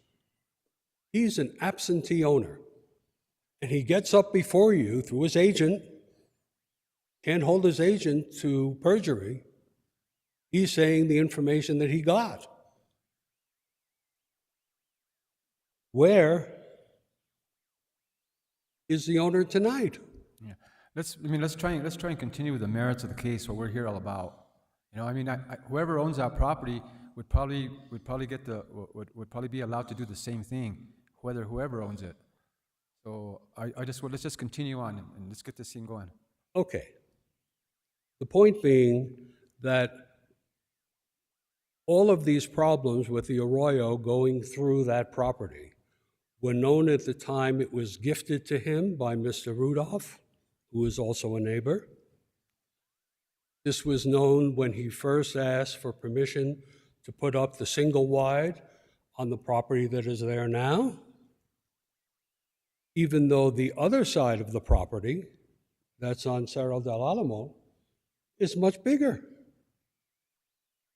And when he came in 1999 to get the lot split, he was perpetrating a fraud on this committee and a fraud on the county commission. And when we took the county commission's situation to court, all of a sudden it was all withdrawn because we had him dead to rights. And for them, his agent, to get up here today and say he's lived there for almost 30 years is not true. It's a lie that was perpetrated on this committee through an agent. Where's the owner? Why doesn't he come in and swear to this?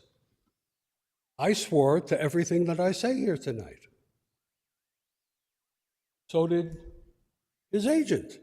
Right. But his agent could only say what he gets from his... Right. Okay, do you have anything else new to add, or is that it? Well,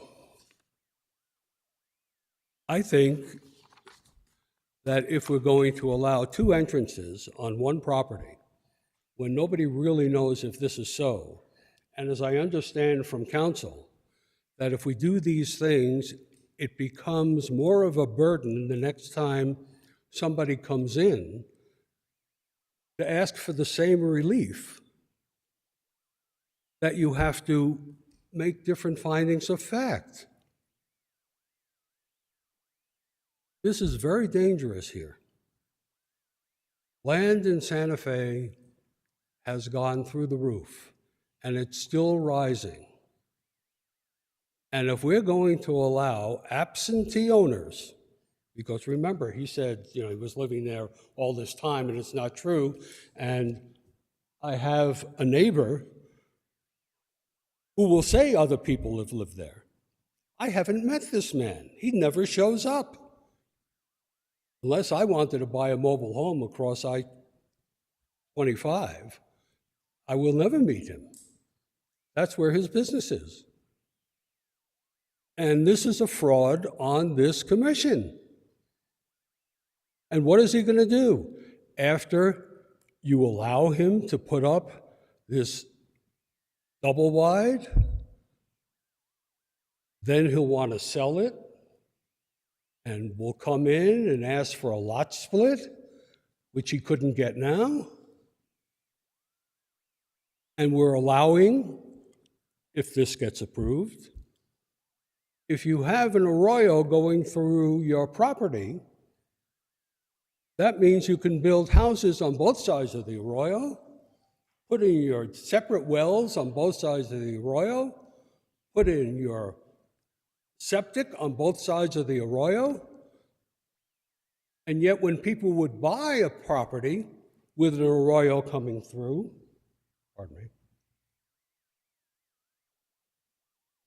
they know they pick one side where they want to put their house up, and that's it. I have an arroyo that goes through the back of my property. I can't build there on the other side. Yeah, okay, let's try and close it out here pretty quick. Usually on things like this, we put a time limit, so I need to close it out. My suggestion for this commission is, with great respect, to demand that the true owner of the property come forward at the next meeting and testify under oath, like I have here, like his agent has over here, and let us get from his mouth that he's lived there all this time. He hasn't. And if he told that to his agent to put the ether over everyone here, it's wrong. We have to respect how the system works. So I would ask the commission to continue this, requiring that he show up at the next meeting with notice to everyone, and that if he doesn't show up and testify, then this application should be denied. Okay, thank you. Thank you. Sir, may I ask you a question? Yes, sure. May I get your name one more time? Sure. Stuart, S-T-U-A-R-T, Stein, S-T-E-I-n. My Thank you. telephone, you want my telephone number? No, no.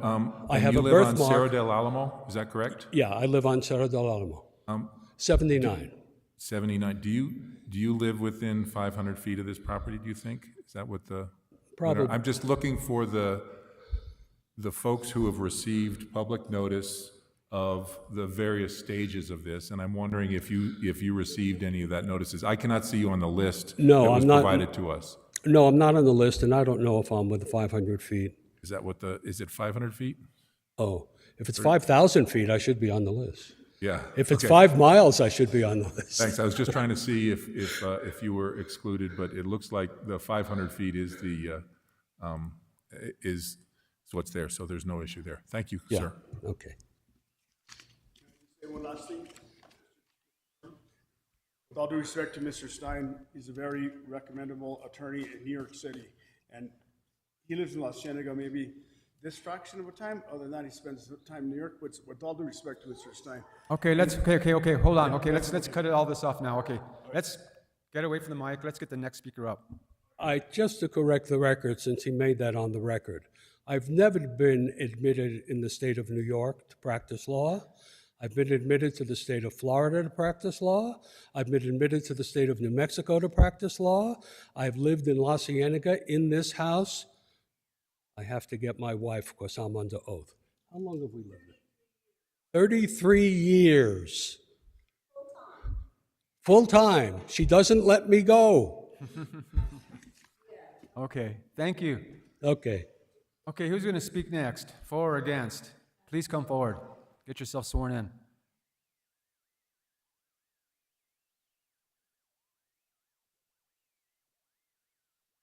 Okay. I do. My name is Gail, G-A-I-L, Gash, G-A-S-H, Taylor, T-A-Y-L-O-R. My address is 52 Sunset Road, Santa Fe, New Mexico, 87507. Okay. I promise not to get angry. Sometimes it's difficult, especially when it's so hot outside for so long. But I knew Carlos when he did live in that trailer. It was for a very short period of time. It has been rented out many times to many different people, not just twice. Some were drug dealers. I had to call the police and report things about that. These were renters. I know someone else who Stuart referenced who moved down the road, who lived there for a time, who cleaned that trailer out after it had been rented to drug dealers. I know that's off topic. My problem with all of this is, first of all, people were not notified the way that they were supposed to be all along. What's Pat's last name? I always forget. Pat, no, the other guy that lives, Brockwell. I talked with him. He received no notice. There was nothing posted on the property that this was going to happen until recently. My husband took part on a Zoom call that Pat was not notified about, and nobody else was on it because no one knew about it. I sat there and listened while Carlos told my husband that he planned to put a primary trailer there, and hopefully his stepson might live there. And my husband asked him, and if he doesn't, will it be a rental? And he said, yes, it will be a rental. It's going to be a rental. Mr. Gallegos has made a fortune, lives in a very fancy house. I'm not sure where it is. I could find out. And he is only interested in developing this property in a way to get around the law and have another rental and keep the one that he put at the end of my driveway, the trailer, and rent it out. And when that was put there, I looked out the window one day and there was a big long pink trailer, like something from the movie, The Long, Long Trailer with Lucille Ball, sitting on the area where he now wants to put a trailer that he says is going to be a main house. Well, I called this county board, and I said, what's going on there? Why is that trailer sitting there? And they said, we don't know, we'll look into it. Well, the trailer then was removed because he was told he couldn't have it there. I spoke with someone at the county about what is he up to? Why is he putting this way over here, right on the edge of the property? And he had bladed, without permission, a flat area on the area he now wants to put a trailer on. This was many years ago. He bladed an area. He was going to try to develop it without any permits whatsoever. So this is why I've been following this. I don't want to see our neighborhood become nothing but a bunch of rental trailers and making the water tables go down by putting more wells or more usage of the water on this property. One time he had it rented to a group of construction workers who had one of those big bladders that you fill with water. They filled it from the well, from our groundwater, to take it to a construction site. I mean, this is not responsible ownership of this piece of property. And the fact that he has gotten these permits through without any of us ever really knowing that he could do this is just unconscionable. I cannot fathom how this can happen. This man does not intend to live on this property. His stepson will not live there unless they feel they have to do it temporarily to make it look good. And he will have 2 rental trailers right there on the corner, right across from my house, right across from Pat Rockwell's house, who was not included on the Zoom call when he was trying to find out whether or not we objected or had any concerns. This is all another fraud by Carlos Gallegos Jr. And I have watched it over the years, and as I said, I've been there 45 years. I have watched this happen. I saw it when his uncle bought his property, and his uncle basically gave part of that other property to Carlos and told him, oh yeah, you can do this, you can split this up and make more money. I don't know why he thinks he needs to make more money off of this property, other than he must be greedy. I'm sorry. But that's about all I have to say, and that's the truth as I know it, and if you have questions for me, I'd be very happy to answer them. Thank you very much. Does the commission have any questions?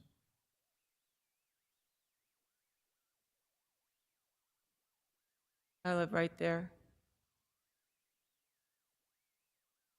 Yes.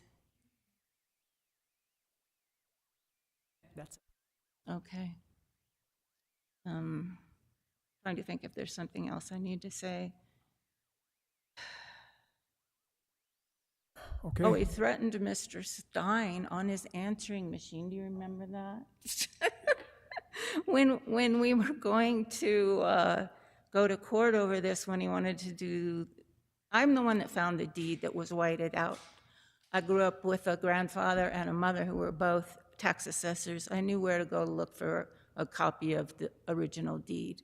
And so I did, and I found the original deed that he had whited out when he tried to split it before. Then when he found out that Mr. Stein was going to act as an attorney and we were going to sue over that illegal lot split, he called him, and on his phone he left a message that said, I know where you live. This is not a nice person. I'm sorry. But he is not. He may be nice to you. I'm sure he's nice to other people, but as far as a landowner, a land developer, a steward of our community property, he is not a good one. That's all I have to say. Okay, there. thank you very much. Okay. Anybody else going to speak? Is that it? Okay. Oh, Chairman, I just have one question for staff. okay. In this proposal, first of all, are mobile homes, are they allowed in this zoning area? Mr. Chair, Commissioner Trio, yes, well, we do not discriminate against any kind of mobile home manufactured or stick-built.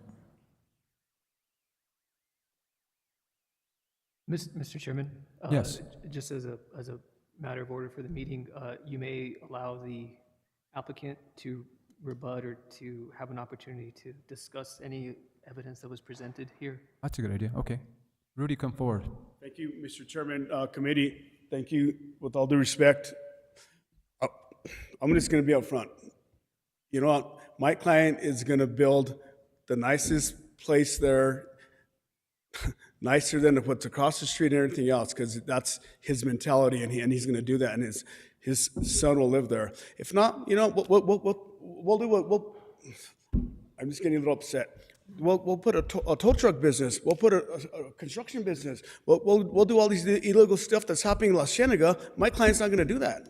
Just for the record, my client's going to build a beautiful place like he has. But if you want us to put a tow truck business there, if you want us to put a construction yard there, but with all due respect, my client is going to do top-notch job.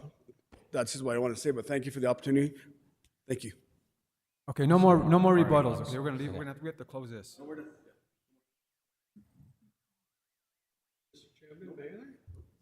No, let's end it there. You guys made your comments to each other. Let's end it there and continue the meeting. Okay. No, if you wanted to talk to me, you could have talked to me. You didn't. You came up here. I'm saying that I should have the ability to speak to you also. Okay, let's continue. Let's finish the meeting. That's it. We're gonna close the meeting. Okay, the hearings, the public is closed. I'm getting confused myself. Okay, what's the pleasure of the commission? Mr. Commissioner. Any discussion? Chairman, I have a motion, if you're ready. I make a motion to approve the variance of Chapter 10.4-2-3.3 to allow a separate access, and a variance of Chapter 10.4.2.4 to allow the dwelling to utilize a separate septic system and utilities, subject to just the one following condition. Number one, the proposed access via Sierra del Alamo shall align with the current access across the street. Okay, we got a motion on the floor. Do we have a second? I'll second it.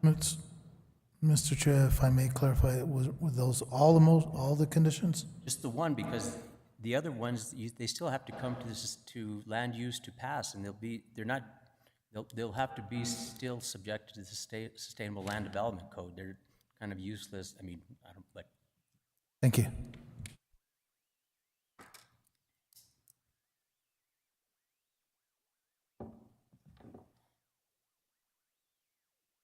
Okay, we have a motion on the floor with no second. Oh, did you? I'm sorry. Okay, we have a motion on the floor with a second.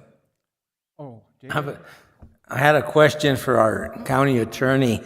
Mr. Stein made a lot of allegations and stuff. What bearing does that have on this variance?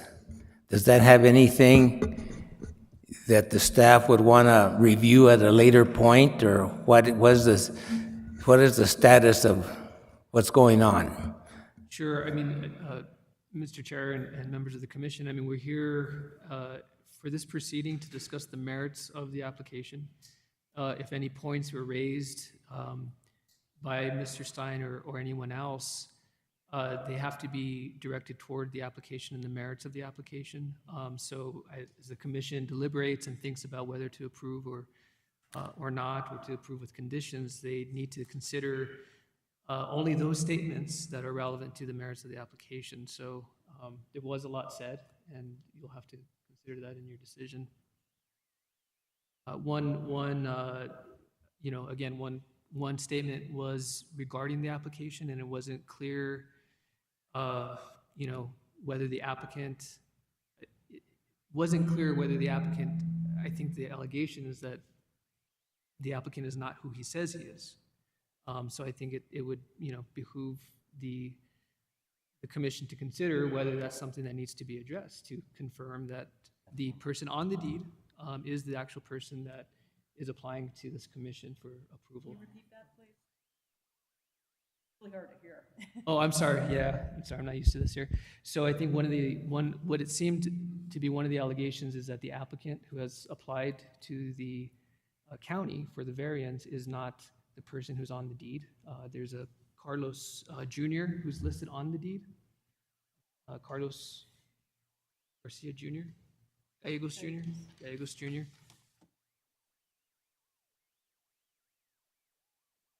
So the warranty deed for this property, it's from, the grantor is Charles Rudolph, and it's to Carlos Gallegos Jr. And so the individual with the authority to apply to the county for the variance is Carlos Gallegos Jr. That is who can apply or send his agent to be here today. Mr. Chairman and counsel? Excuse me, the first page of the staff memo says Carlos Gallegos applicant. And so I don't see a junior here, but I don't know what that matters. So I guess the question I have is that it doesn't matter who owns the property, they'd still get the same allowance of the units on there, correct? Mr. Chair, that's correct, but the owner should be the applicant. And again, I don't know if Mr. Gallegos goes by Junior, but the documents we had was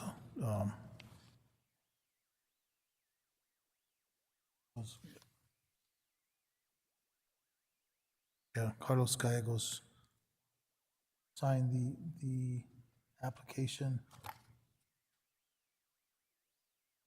Again, I don't know if the applicant goes by Junior or doesn't. Honestly, as you mentioned, it's about what's Pretty. the merits of the cases. Yeah. Can we get a variance for the second? Hold off, Rudy.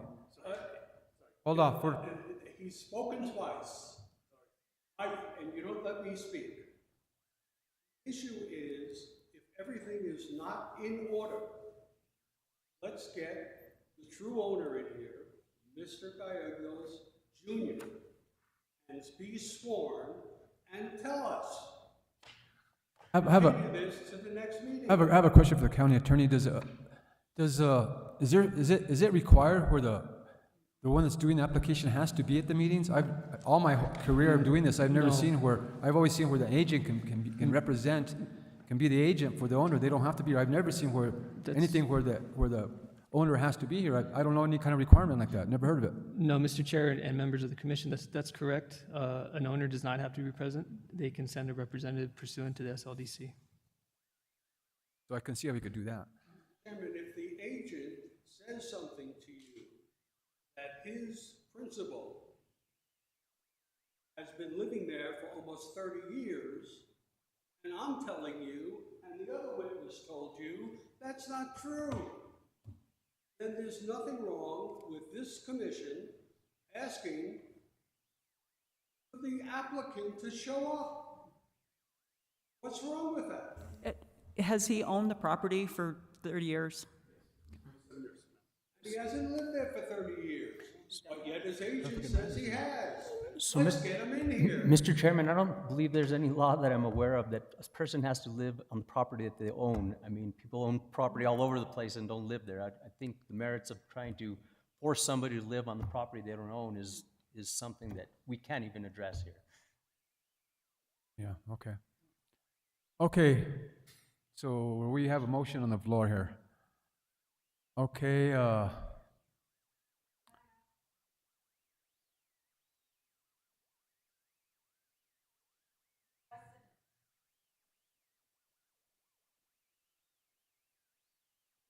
there's no precedent to be set because everybody else has the opportunity to do this as well. It's allowed in the code.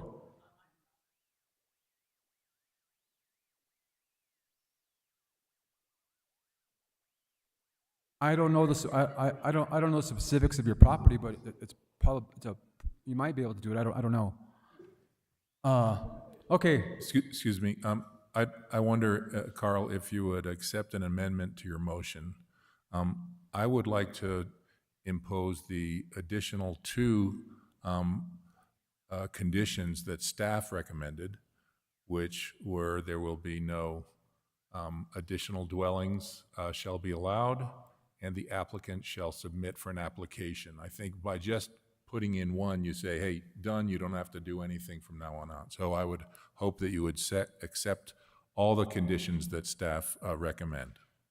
Mr. Chairman, I will accept those. The reason, I'll just give my reasoning, but I will accept them, is that it's the 2.5 acres over there, and SLDC allows a main home and a dwelling as long as the dwelling is half the size. So there's still going to be, even if we pass this, they would still be subjected to the SLDC code. So that doesn't,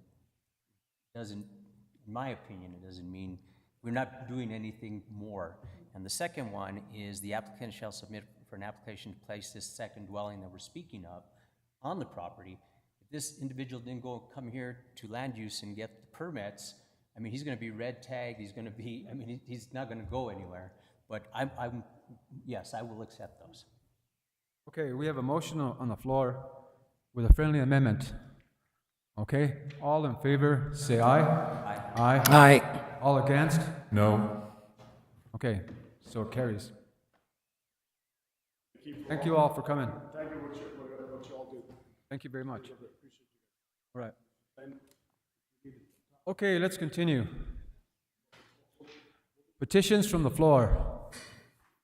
Anybody out there, petitions from the floor? I don't see anything out there. Okay. Hey, Rudy, you guys take it outside, okay? If you guys are going to talk, take it outside. Okay, next is communications from the commission members. You know, I just have one request, like, it's so hard to hear in here, you know, and it didn't help with the rain. Those earpieces that we had that time, those really help. Yeah. We were even having a hard time hearing you, Jose, on the Yeah. microphone over here. So we need to get something to the sound, maybe get those earpieces back or something. Mr. Chair, and to be honest with you, when you're at the podium, we can't hear you. I also. know. It's And that goes with the And we with the had a BCC. hailstorm. It goes with the BCC, the hearing officer. It's been an issue. I will work on that, and hopefully by the next meeting. You know, maybe as- they should have focused on the sound system in here when they did the renovations. Yeah, so yeah, I'll focus on Tapestries. doing. It's too bouncy. Put egg cartons in here. Mr. Chair, I have a question/comment, and maybe it's for both the chair and for staff. One thing that I have been wondering about, and I attended the training that the American Planning Association, the New Mexico chapter, had for planning commissioners. And one thing that was brought up, given everything that's going on with Not in My Backyard and, you know, just a lot of contentions that get brought forward from neighboring residents is, you know, adhering to strict time limits for testimony, for example. So I guess that would be my question is, you know, in the 2-3 years that I've sat in this position, I haven't seen a timer being used, and I'm not aware of what the time limit is for this type of Yeah, let me answer that. testimony. It depends. We weren't expecting a big one on this one, right off. If I would have known this is going to be this, I would have stuck them at 2 or 3 minutes right off the bat. We've had other meetings in the past. We had the one for the Texaco truck stop, and we actually had that meeting at the Santa Fe High School in the gymnasium, and that was at night. And we had a time clock, and we had the time, and I was cutting them off. So we've had to use it before, but we couldn't anticipate this one. And I've got to agree with you, Rhea, and I think even though he was a former commissioner, I think it's important to give the hand when he chimes in from the seats. I think that just is it smacks of favoritism and unfairness, I think. Yeah, I guess maybe if we knew that something controversial was going to come up and there'd be a speaker. I've done public hearings where we've had, you know, 5-minute and, you know, got cut off, you know, right there. But on something, you know, something like this, like, you know. Mr. Chair, and if I have from the staff side, usually we leave it up to the chair, whether it's Planning Commission chair or the Board of County Commissioners chair. And with the Planning Commission, or staff will let you know that's before the meeting starts, that this would be, there's going to be a lot of testimony, and we would have a timer up front where IT would monitor that, and it would tell you when their time's up. You didn't even know this one either because on the hearing officer, they didn't speak, did they? I didn't see, I think, I didn't see- No, they didn't speak at the hearing officer, they no. didn't oppose it on the hearing officer, yeah. Yeah, it really helps at the beginning if you say there's going to be a time limit, you know, but when there's one person standing I didn't up. expect, yeah, I was like. Okay, communications from the attorney. I have none. Thank you. Thank you for your help.